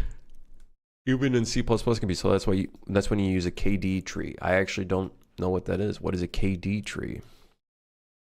I wish I was that smart. Yeah. Listen, I've been a streamer for long enough. You know what I mean? KDs.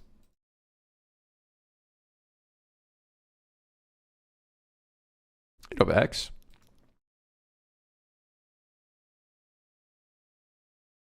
Didn't you want to play Pedro, Pedro, Pedro? Listen, it's on my liked playlist. I like Pedro, Pedro, Pedro. I just didn't want to play it right now.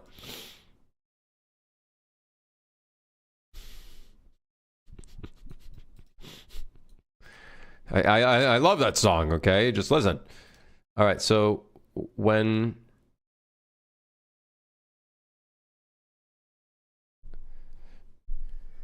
So the song request is Sergei Rachmaninoff.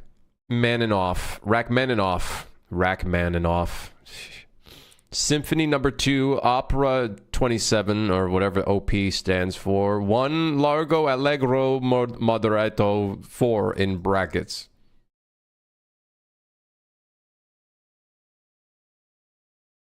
Man. Thank God music has changed the way we name things.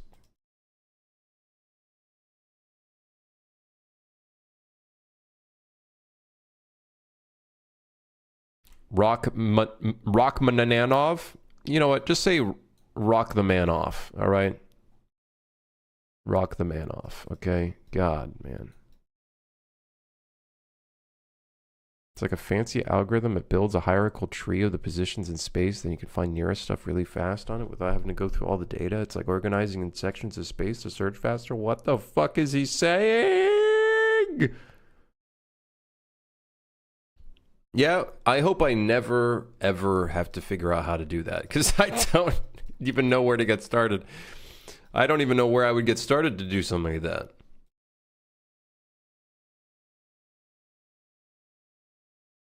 I literally don't even know. How the hell? How the hell? All right, so replace aggressive agent.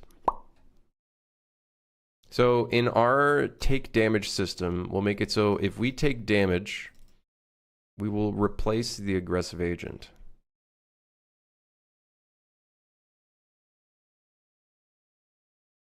As long as we didn't die.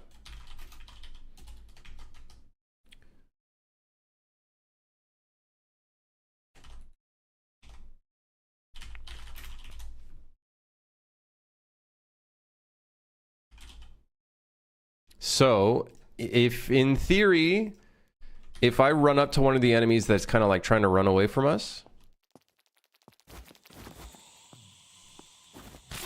he should become aggressive. Guys, I have bad news. I've got bad news.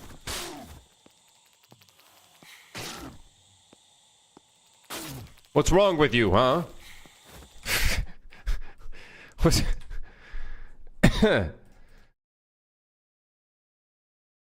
remove aggressive agent. We find the farthest aggressive agent and we remove him. Then we add the aggressive agent.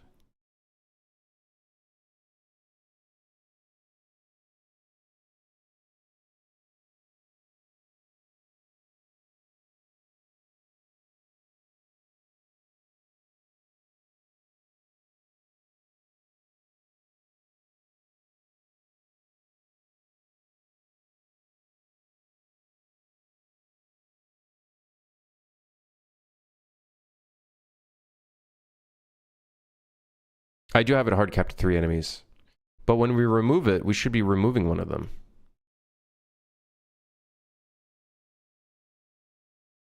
Oh, okay.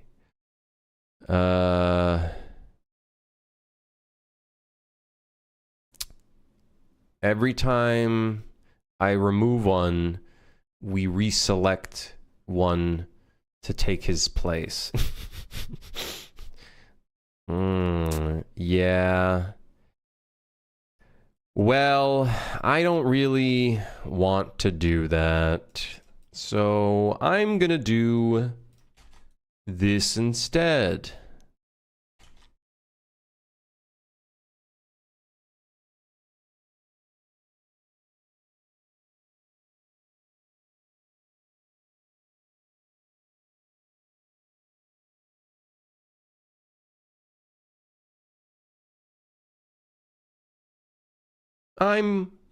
No, I'm not gonna do that. I'm just not even gonna hook that up. Fuck, whatever.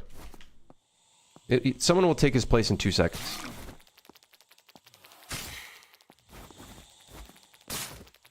So now that spider should be aggro. The thing is, their timer for attacking is a bit weird. What? Wait, what? No, get over here. What are you doing? What are you doing? Where are you? What are you doing? Get away from here. What are you doing? What? What is going on? Why are they going off the map?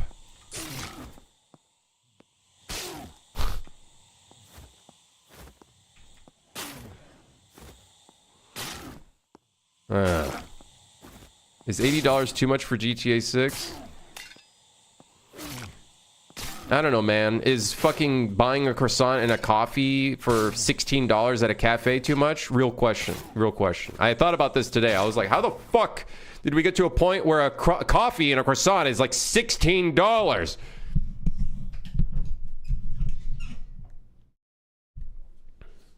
Yes on both counts. Inflation fucked us all.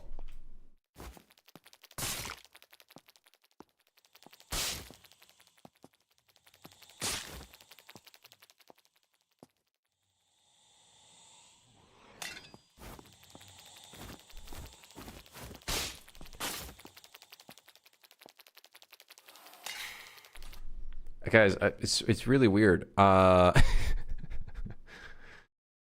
trying to do the replace aggressive agent, and it's not doing it. And I'm really confused, and I don't know what's going on. Yeah. The game shouldn't cost more than $50, and I'll die on that hill.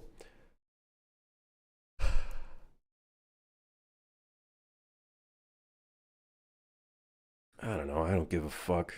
Listen, everybody's expectation of a game and their living situation and where they live and whatever, everything changes and it becomes subjective.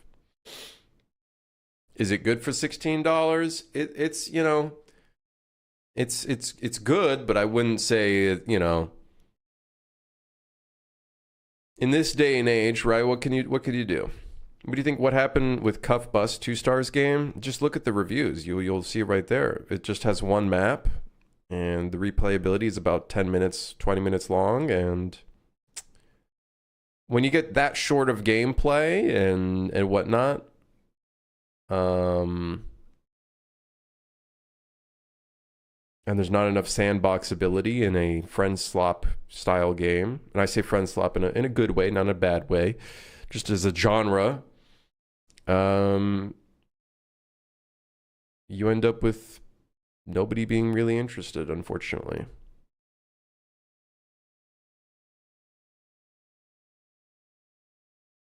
A lot of people are saying, oh, give it some time. He could probably still work on it. It's like, I don't know. Based on what people are saying, some people are saying 2-star feels, he's said before that he's like really burnt out and stuff like that. When it gets to a point where you just release your game and stuff like that, it's really hard to keep that momentum going.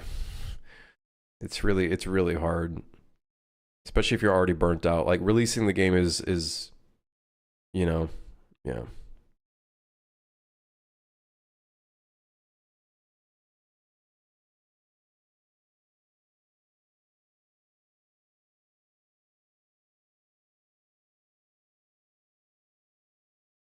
I'd probably pay $60 or $70 for GTA 6 if it, like, knowing Rockstar, they're putting a lot of like effort into it and whatnot, right? So there's got to be value there. But we'll see when the game releases. 100K wishlist is huge. Most people wishlisting a game are going to buy a game when it's on sale, unless it is really good on release. Then they'll buy it on release at like 10% off or like, full release, whatever. Right? It has to be really good on release for people that wishlisted it to actually purchase it at 10% off or full price. Most of the time, most wishlists are actually going to be on sales. And even then, I looked at my stats.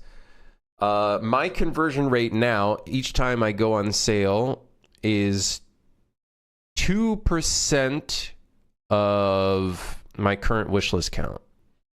Which I think right now, my wishlist number, it like fucking skyrocketed upon release. I think it's like 166,000 right now. So that's pretty good. So you could, in theory, calculate, hey, when my game goes on sale, it will do 2% of the current wishlist value. But that's when it goes on sale. I feel like it has to really blow people away for people to purchase it on release if they wishlisted it pre-release. You know what I mean? Even though there's people that are like, oh, I'll buy your game. They will buy your game if it's good when it releases. But if it's not hitting the marks, anybody who says they'll die on a hill that they'll buy a game, I don't think they will. Saying things is a lot easier than doing things. And spending money, it's a hard thing to do. Especially depending on someone's situation, living situation or whatnot. But I hope for the best for the developer, but like, I don't know. I think it's going to be hard to. I think it's going to be hard to get out of this one.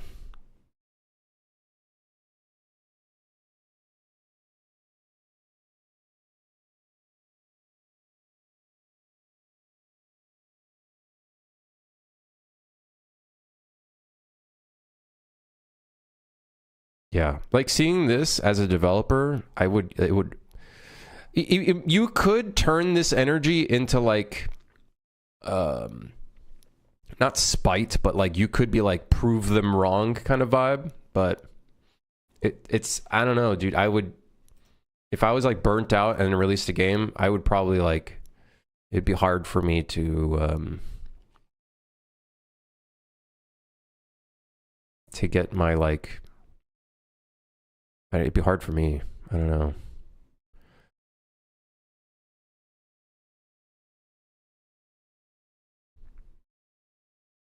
Poor dev man. The thing I don't know. For me, the only reason why I kind of talk about Cuff Bust is because there was this over fascination of viral techniques to get a game to be viral, to release really well. And to me, I just fucking hated that vibe. So it got so old for me so fucking quick. And I'm so sick of it in the YouTube space. Honestly, I'm kind of fucking sick of it.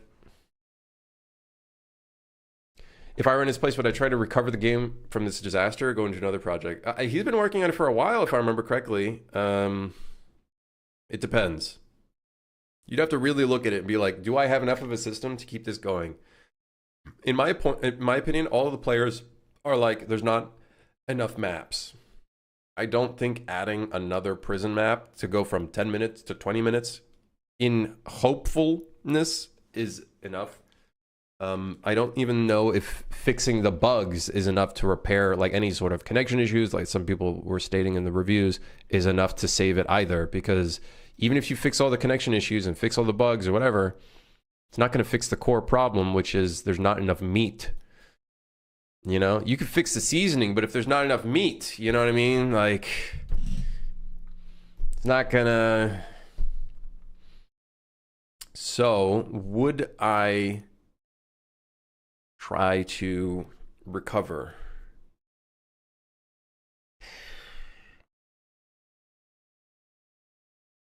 I don't know, man. I genuinely don't know. I don't know.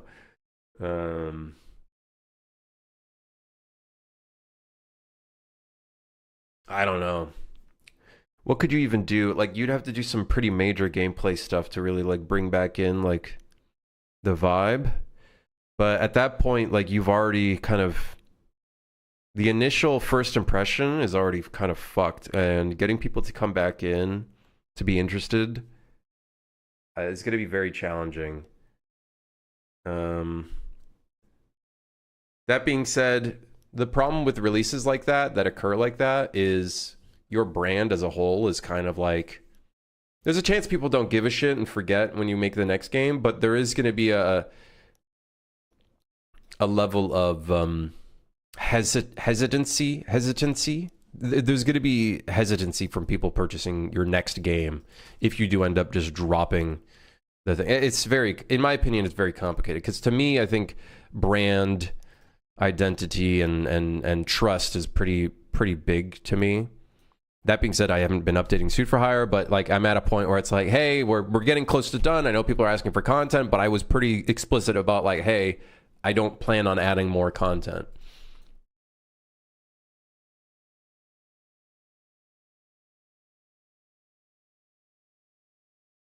I bought Suit for Hire. How dare you? Thank you, by the way. Thank you. I appreciate your support. Yeah, I don't know.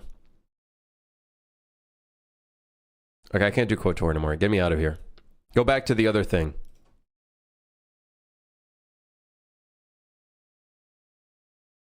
Yes. Something about KOTOR, like listening to the soundtrack, reminds me of when I tried to play it when I was a kid, and like it was super fucking laggy, but I still tried to push through it, and then I would get headaches, and it just reminds me of getting headaches. I bought Suit for Hire and Krim spent it on a coffee and a croissant. You kidding me? Your purchase and 3 other people went towards that coffee and a croissant. Wait, what the hell's going on here? What the hell?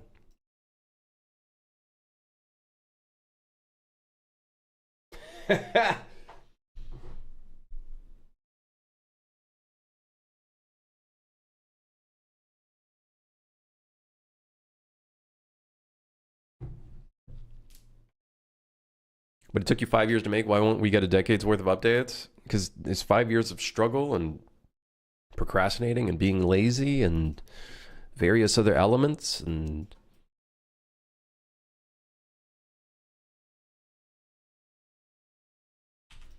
we talk about the economics of a coffee and a croissant. Yeah. My nearby cafe costs like $16 for a coffee and a croissant. It's fucking crazy. A large coffee and a croissant. Large coffee on its own is around $7. $7 plus tax. $8. Yeah. Make a friend slop in 6 months. I am currently developing one. I'm in the works of working on one. My only fear, I've got multiple fears. One, I've never made a horror game, or I have for a game jam and it fucking sucked. So I'm curious to see how that's going to fucking go down. 2, multiplayer. But I think making a friend swap is a great introduction into multiplayer, because I feel like that's a good introduction into it. I think. I don't know. Maybe. I did a little bit of research yesterday in terms of replicating and navigating how physics in a multiplayer space works. There's multiple options that you could do in terms of physics objects. Definitely gonna have to make it more client authoritative, I think. There's like an option that there's like a whole thing about RTT. What was that called? Something time round trip time is like, I guess, how much time it might take for one to be synced with the other. I don't remember what the description of that was, but yeah. A medium coffee cost me $4.11.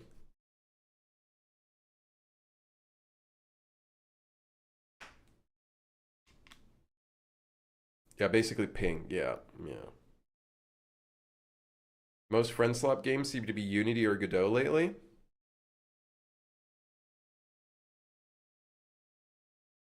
Lethal Company, Godot, or Unity. I don't remember. Yeah, we'll see. I think a number one thing I want to do is figure out how can I make the game run on lower end. How can I make it run on lower end PCs with Unreal? Multiplayer sells a lot, but it's very hard to do than single player. Yeah, but it's a step I want to take as a developer, because I do want to start developing multiplayer games. UE4 can? I think we could do it in UE5. I think we can do it. I think. Put that fucker on DX11. You know, disable a bunch of shit that we probably don't need. I think we could probably figure it out.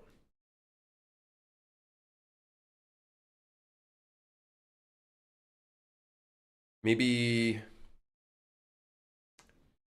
Vite? Ah, yes, from Gaping Pixel. Yes, from Gaping Pixel himself. Hyper-performant UE5 fork with full suite 9th gen features distinct to Epic's UE5. DDGI PhysX, RTX DI, software collision, tessellation, SMAA, CLang compliance, improved tooling, and general rendering optimizations.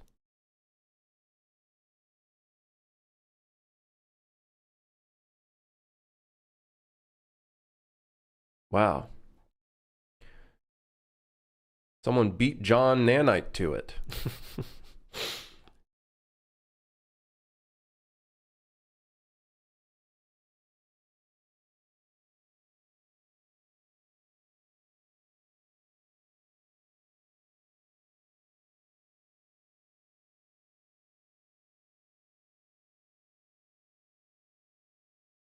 The only thing I worry about shipping with a like thing like this is, what if something goes wrong? You know what I mean? What if something goes wrong?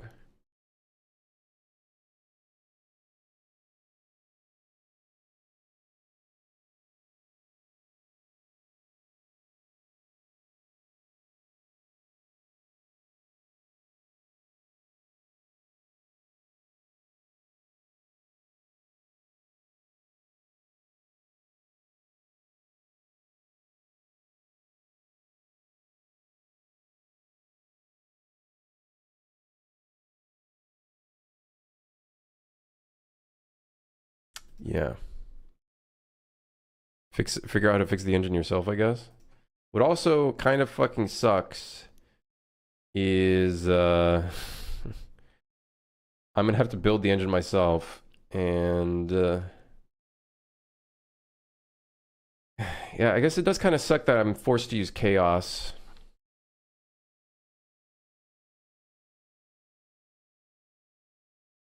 It's cool though. I love that more people are trying to do stuff like this. I think this is sick.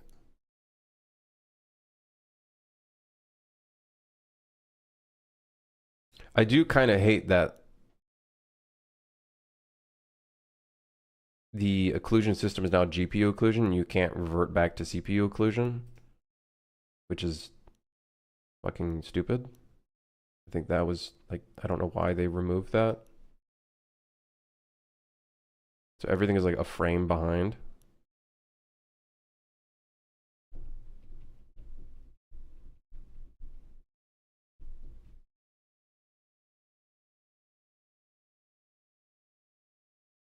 If one guy wants to play a multiplayer game, they can sell the game to their friends for you. Right. And the reason why a lot of friend slap games are really cheap these days is because they're essentially banking on the fact that it's not going to be one person purchasing the game. It's 4 people purchasing the game. That's why a lot of the friend slap games, like how much is Peak? $10 Canadian, which is I think $8 US. Lethal Company, $12 Canadian, which I would assume is like $10 US.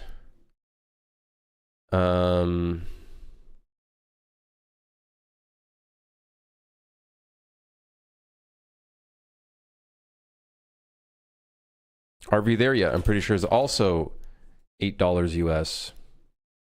Repo, pretty sure is also $8 US. In fact, it's on sale. It's $8 Canadian currently. Yeah.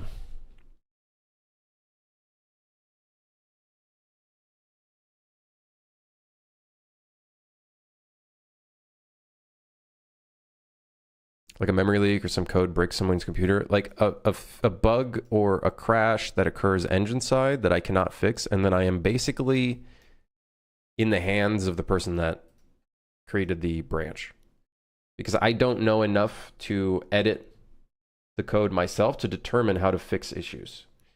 I'm stupid. I don't know enough about coding to even get started with fixing any fucking issues if anything were to go wrong. Now, don't get me wrong. That could also happen with regular branch UE56. That can also happen.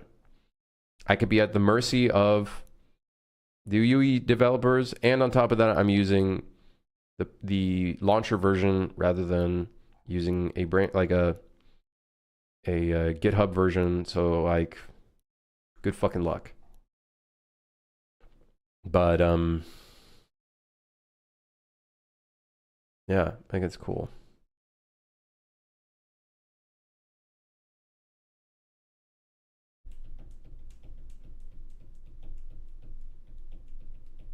And if your wallet has to carry a friend, it's not that big of a deal. Right. I think that's the beauty of a friend swap is accessibility. I think is a big one.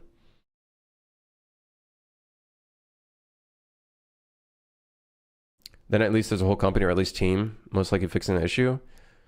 Yes, but then there's bureaucracy, and then you got to wait for an update to come out. They usually don't like immediately patch something.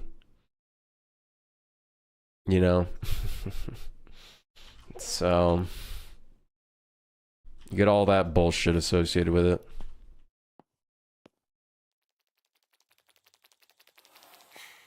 Okay, so weirdly enough, attacking an enemy is not making them aggressive.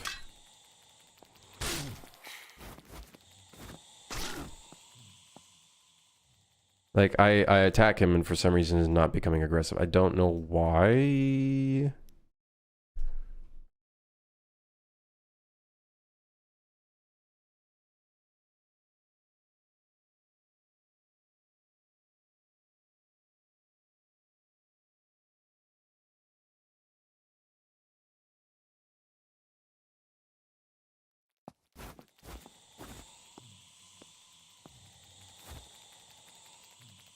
So it removed the crawler and then added the grunt.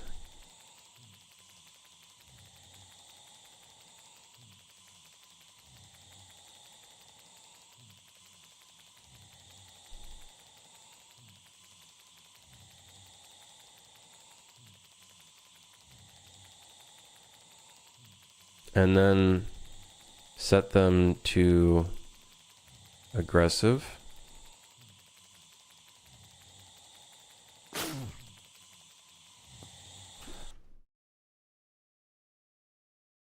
Is making an FPS game meaningful? Define meaningful. What would you mean by meaningful?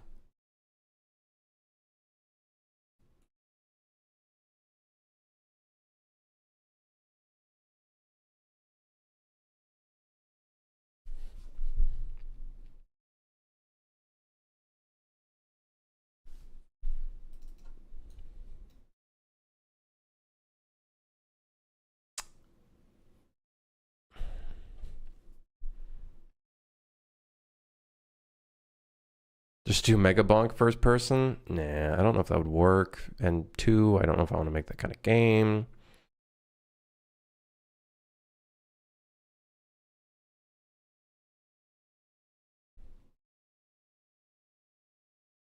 Oh, would it sell? I don't know. That is the question. Would it sell? We'll find out when people play the prototype. Would they buy it?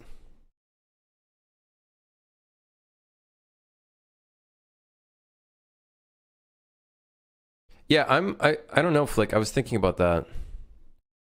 I actually don't know how to add a debug. I think it's in C++.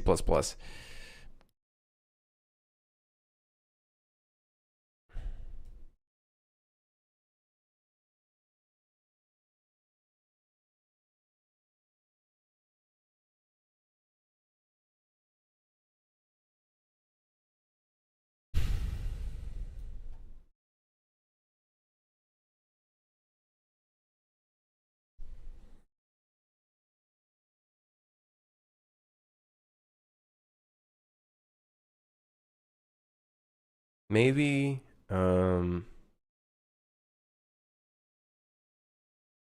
maybe select aggressive agents as being run.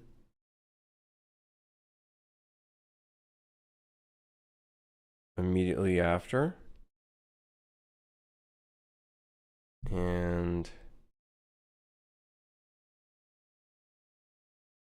that might be what's going on. It's like it's swapping him out immediately.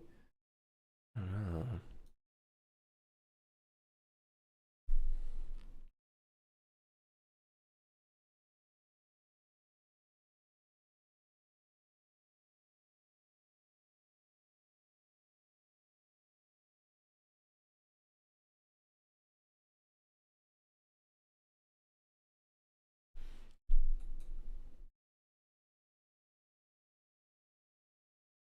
I don't know.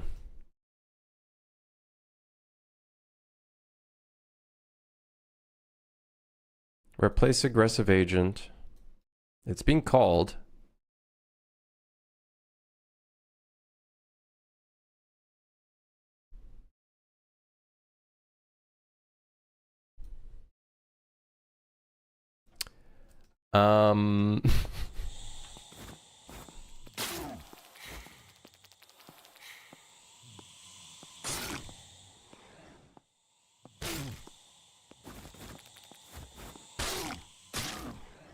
Okay, he attacked. How about this guy?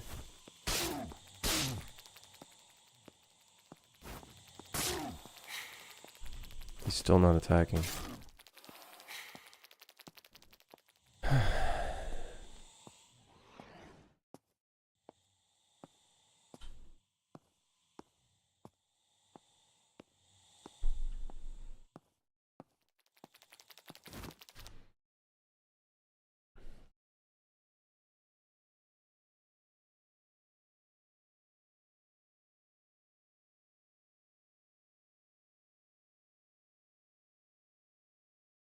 Is there a way I can expose this to be seen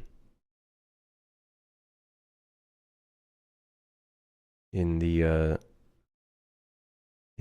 thing?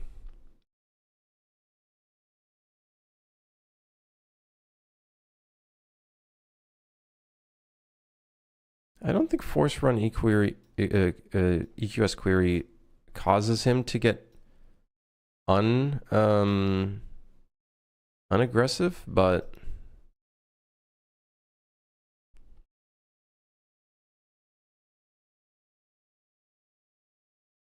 I have a feeling this select aggressive agents might be causing an issue. I don't know.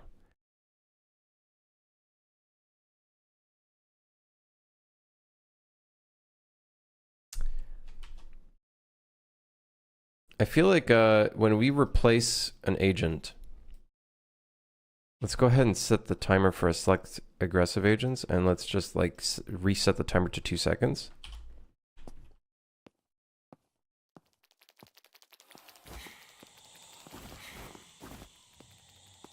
Get back here. Did he become aggressive? Let's see. I think he did, but that's because he was really close up. This guy's already aggressive.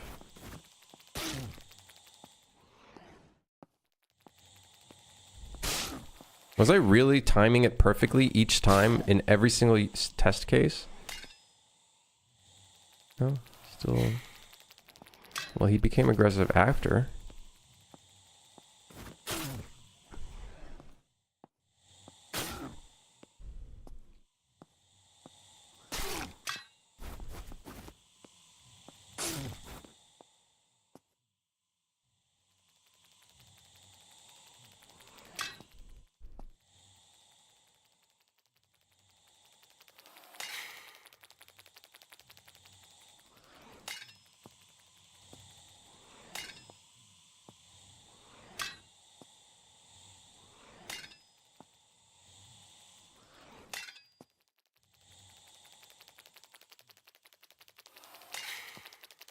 Sure.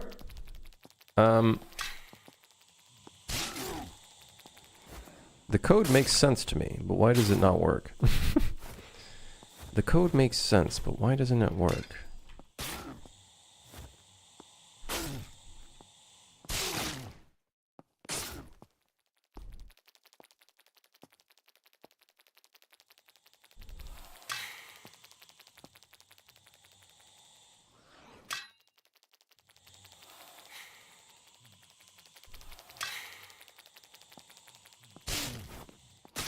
Oh, he's already been... No, these are the only 3 left.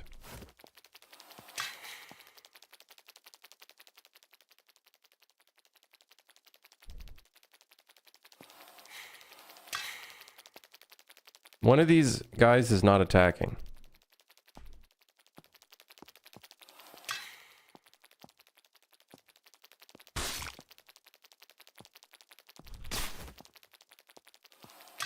I think if... Oh, now they're attacking me. What?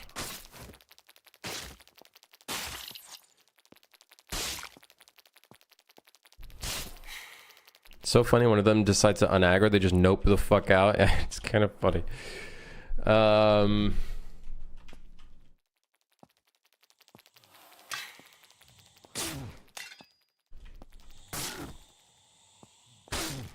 To be fair, I don't think they need to be that far away. Like...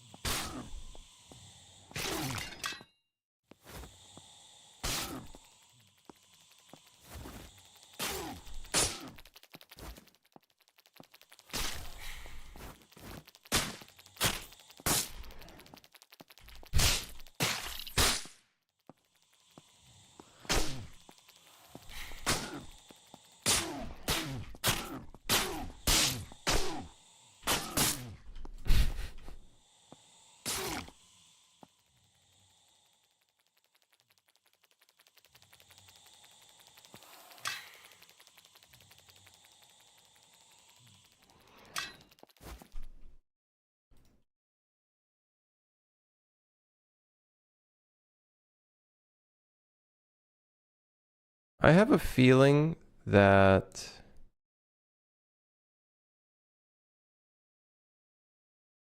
the cooldown keeps playing. Oh, they have a 7-second cooldown? I think this is playing constantly, but I also want to check... can we make it so if this gets called, it skips this one, so then it doesn't call the cooldown? Why is this so laggy all of a sudden?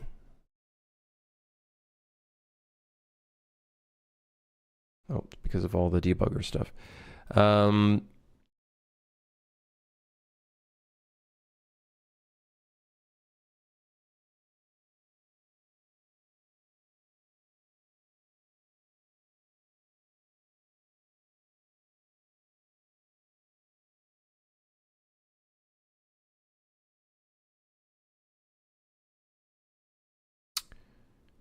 Actually, first we want to check, yeah, I guess if object is valid, which is the target player and actor.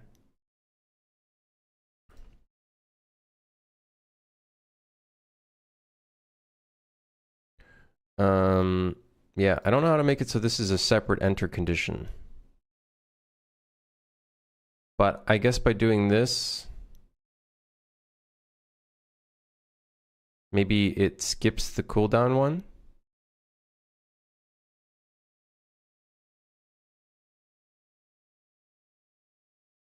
I don't know if that would skip it.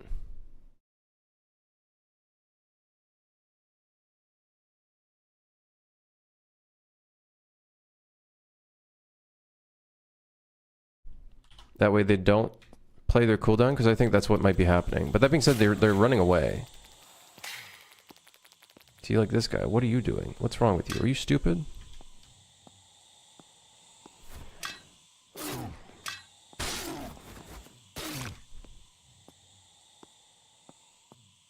You know what? I have an idea.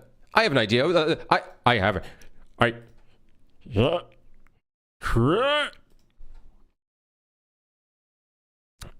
Replace replace aggressive agent.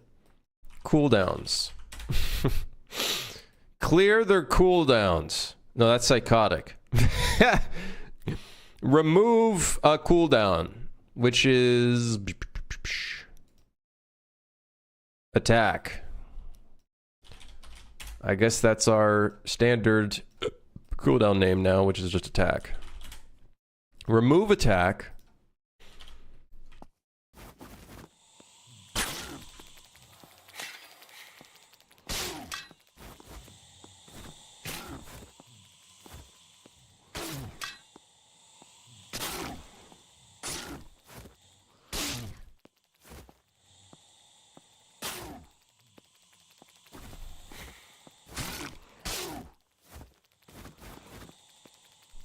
Come here.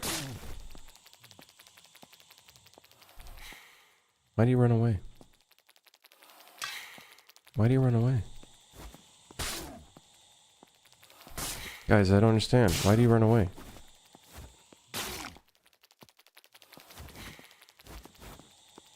They're only as smart as their creator? Well, that's true. No one ever denied that. Yes. You would be correct.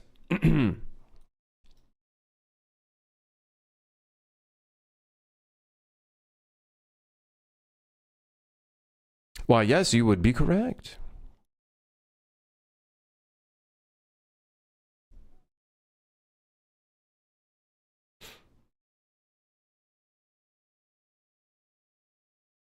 I'm realizing every time we attack an enemy, we are constantly removing another aggressive agent, which is actually incorrect. We only want to replace the aggressive agent if is aggressive is false.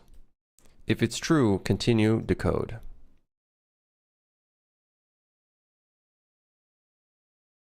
Okay. Okay, let's see here. Okay, let's see. Okay, let's go. Okay, he's aggressive now. Let's go to this guy. He's already aggressive. Okay, what about you? What about you? You scared? Okay, no, he's over here. Okay, what about this guy?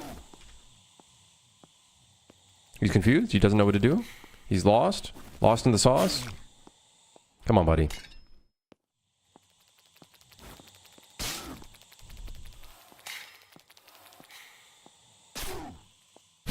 Dude, I'm gonna freak out, man!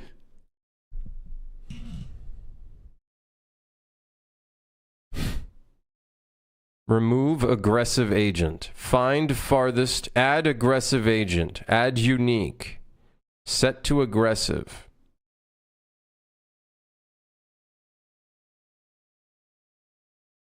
And then we remove his cooldown.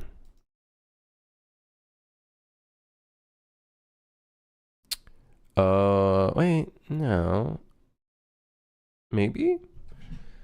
Is he waiting until he completes move to target player before continuing the sequence? But then we give him a new EQS query to move to.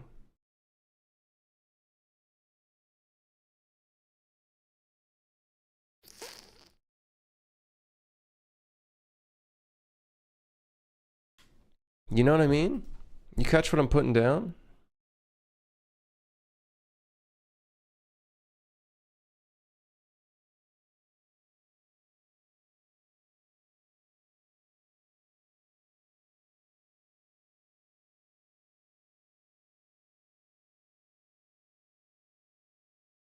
What's so special about this that makes it work? Why is it that the other one does not? What's the difference?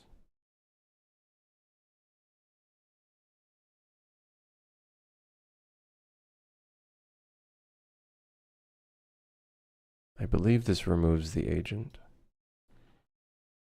But why does it not add it? Dude, I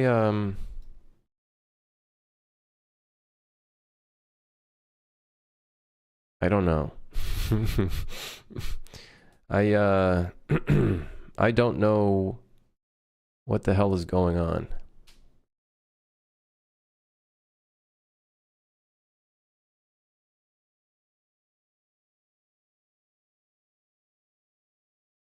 Find farthest agent.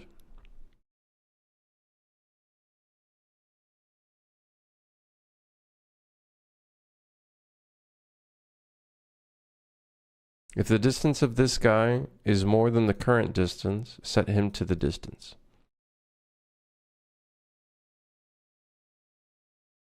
Because it's pure, is it not going through the for loop? Is that possible?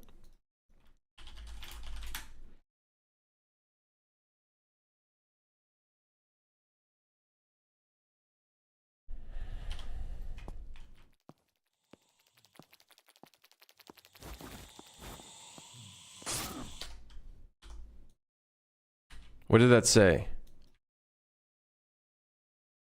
Show me the console. Don't crash. Show me the console. It said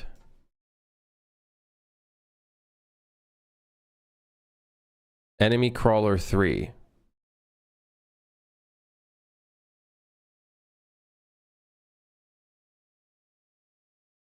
That was the farthest aggressive. I wish you could just click on a guy and see what kind of data he has. You know what I mean? I wish you could just click on a guy and see what variables he's got currently. Why can't I just peek into his brain and see his data? I want to see his data. Show me his data. Come on. Mother of... Do I write all this code by myself from scratch? Or do I watch some videos and look somewhere else? I just kind of... You know, I kind of just... Yeah, no, this isn't going to show me his... It's not going to show me his booleans. I don't know how to, like, expose that shit. I don't know. I just kind of learn shit, and over time I figure it out, I guess.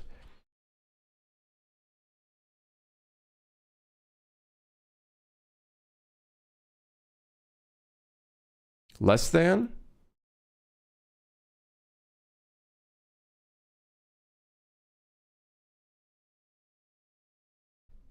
No, this is correct. We want to find the farthest agent.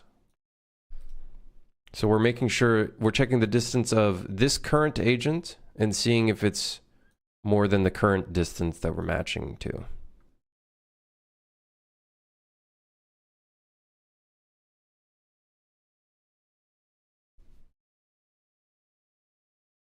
And then we're removing him from aggression. So then that way we can add the enemy that we're currently attacking to the aggression.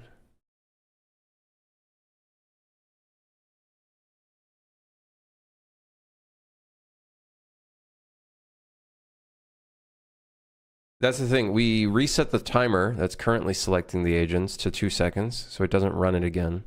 Then we remove this guy and then add this guy. So unless this selection is doing some weird fucking shit,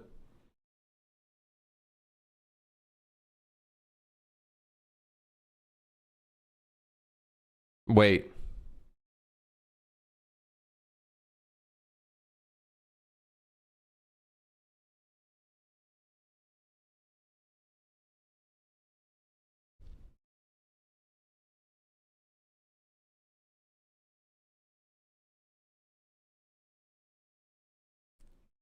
We need to do this in parts.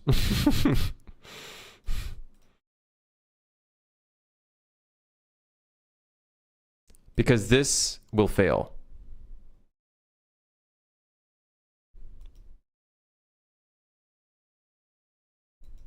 And then this will reset. Okay, we can't do this. This is lazy, but we can't do this.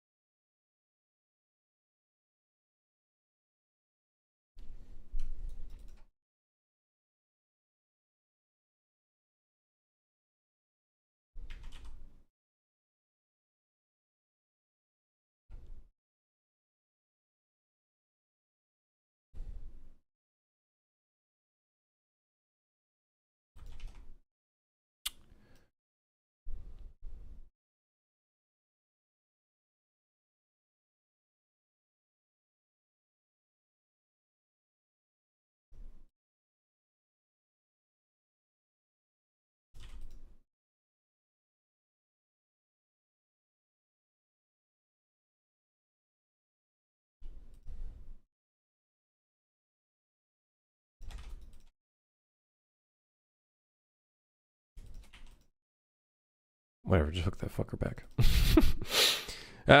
Whatever, just hook him in. I'm too lazy. Okay, so we're doing a double check now. So then that way I don't remove the agent, even though I don't want him to. It's a very stupid system because we're basically just reading the same shit. Ha ha ha ha. I could have probably just put a branch here and then put that there, but whatever. So now, I believe if I go into attack the man in the distance, like this guy, it's possible that it took too much time for me to get to that guy, and he just became the guy. See, I just attacked that guy, and he didn't become the guy. Become the guy!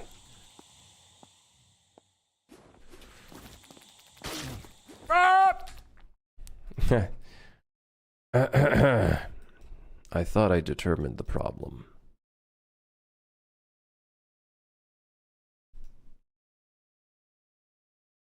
Oh, wait, no, I'm fucking stupid. Don't mind me, I'm a dummy. There needs to be a knot.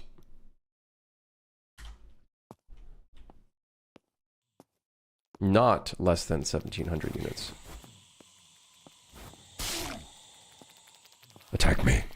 Come on. Oh, oh, oh. What about him? Ideally, I think we shouldn't make it attack-based. We should make it distance-based, which I think we will do that.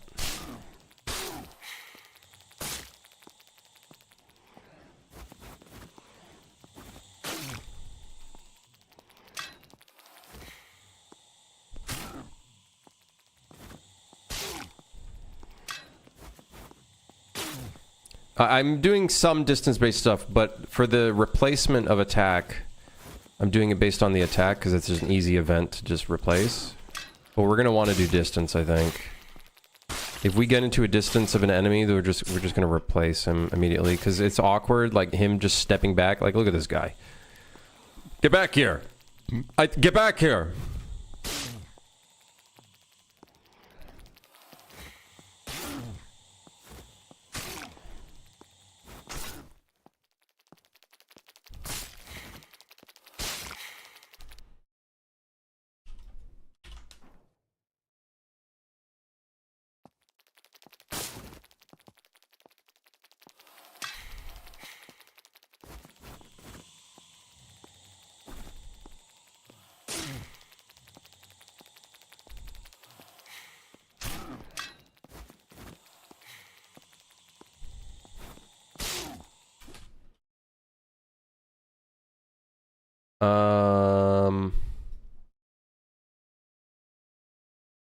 Here. Here, here, here, here, here. Right here.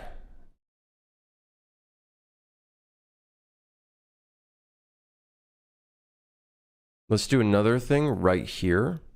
If the distance to the player character is less than 120 units, replace.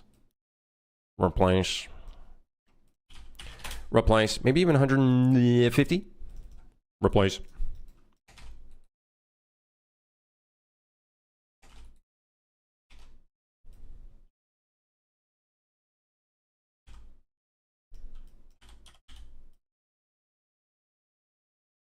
And not aggressive. Let's just say, all right, okay, you become aggressive now because you're just too close. You're dangerous.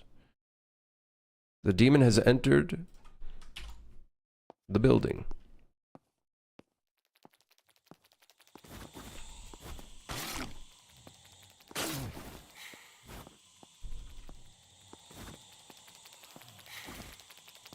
Okay, is 100 and is my character like you know, a little too wide or something? Because I know I widen him, but like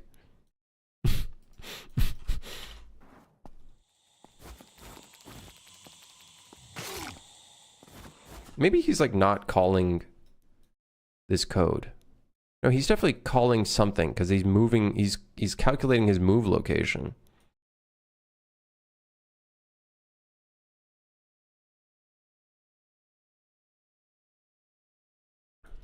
Okay, let's just toggle breakpoint here.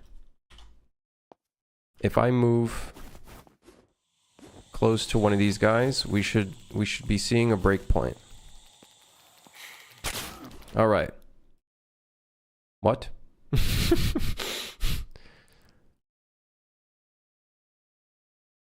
Player character act location distance to actor location.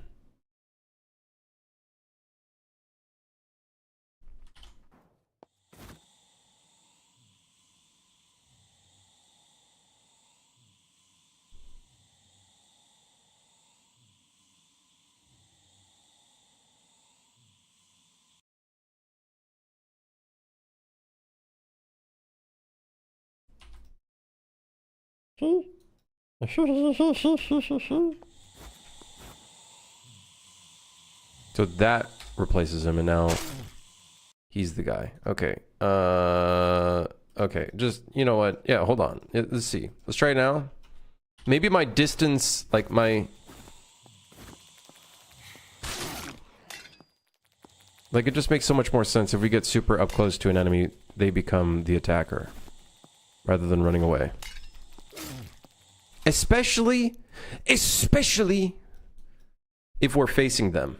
But I don't know if I want to add a dot product to this. We could, like, if our velocity is in the direction of the player that we're currently, the enemy that we're currently running at. Let's do this. Less than 350. Less than or equals? I don't think it matters. Listen, less than or equals is like literally like 0.1 decimal like value. Like, this would be 349.9 would return true. So I'm not too worried about that distance. That would only matter if like our character was like a specific sphere radius that's like causing problems. Okay, see, we just attacked that guy, but he's not attacking.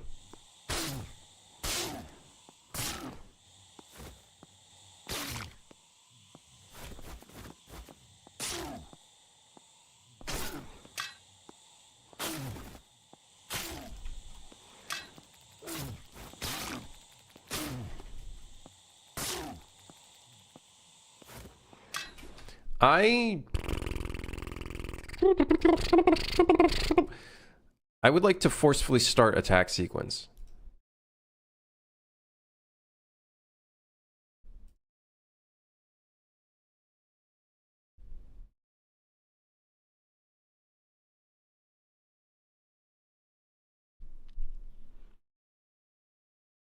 You know what I mean?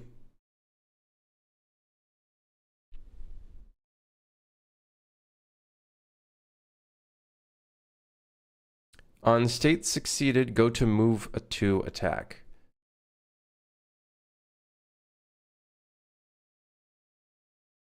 Wait. Oh, yeah, yeah.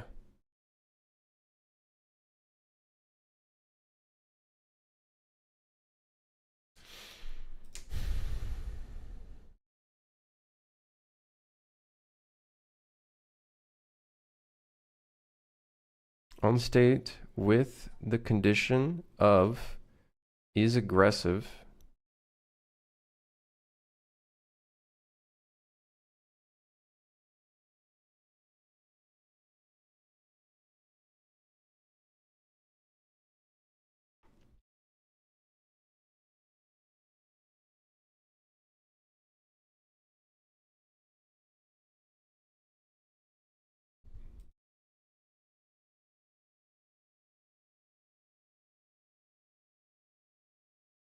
On tick, go to attack sequence if is aggressive is true.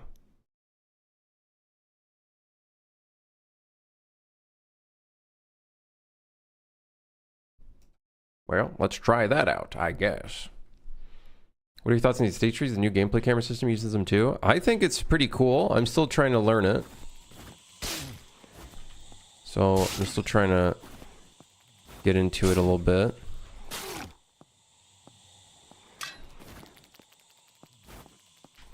Ooh, now they're like actually attacking. Look at that.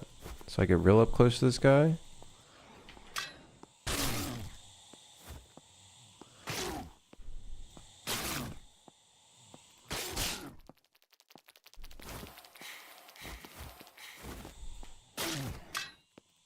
Okay, that's feeling pretty natural.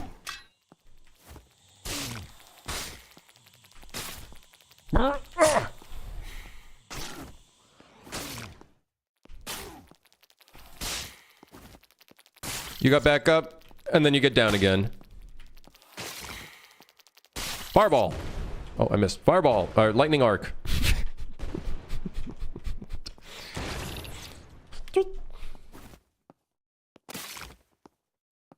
You ain't getting back up. Back to hell you go, hell beast. Hey, I got a really weird question. Alright. What is it? No. I do have underwear on. Next question.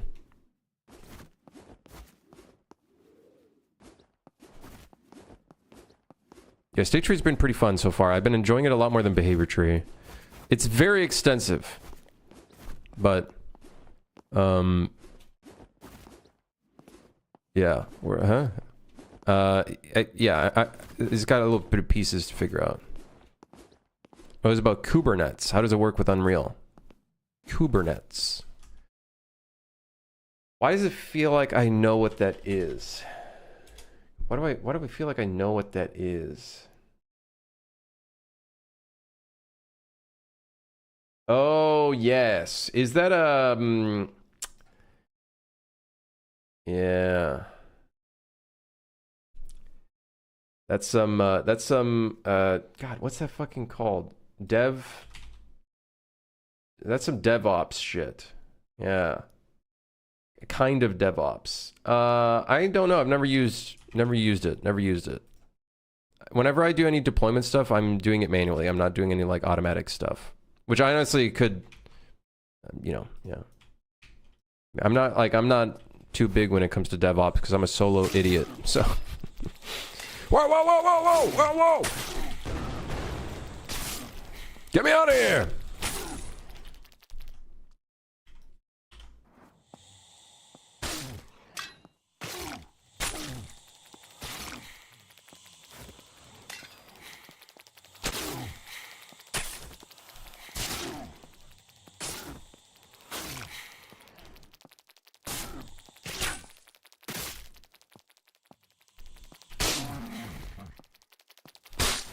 Oh, I think I should have died there.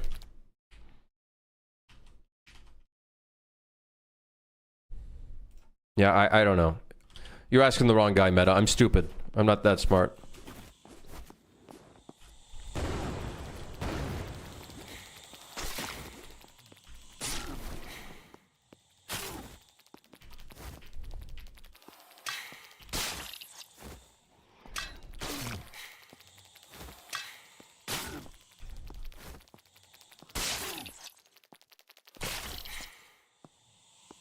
Alright. I'm feeling a lot better about the AI. Hell, I don't even know if we need an attack token system. Do we? Maybe, but... Because technically two enemies could attack at the exact same time.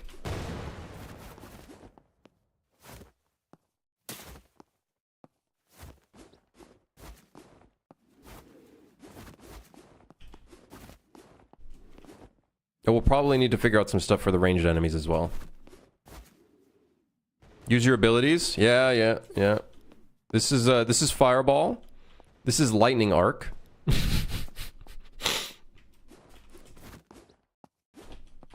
As you can see, it's a Lightning Arc. Don't worry, I'll work on Lightning Arc later, at some point or another. Maybe. There's multiple issues with Lightning Arc. I need to make some visual effects for it, or at least very basic visual effects for it. And I need to figure out how do we... Now, I probably could just do like a sphere overlap trace and then check like the dot product if they're within like a specific cone. I'm perplexed that we don't have a very fast like cone trace.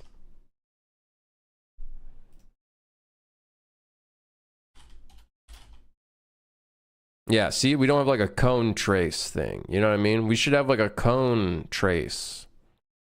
Like a line trace cone, box trace cone. Yeah.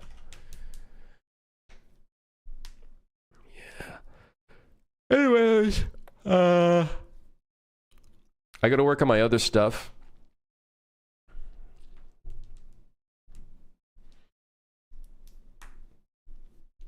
I got various things. I gotta write some emails. And get that going.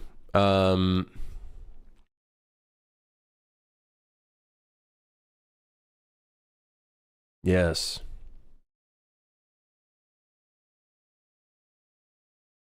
Yes.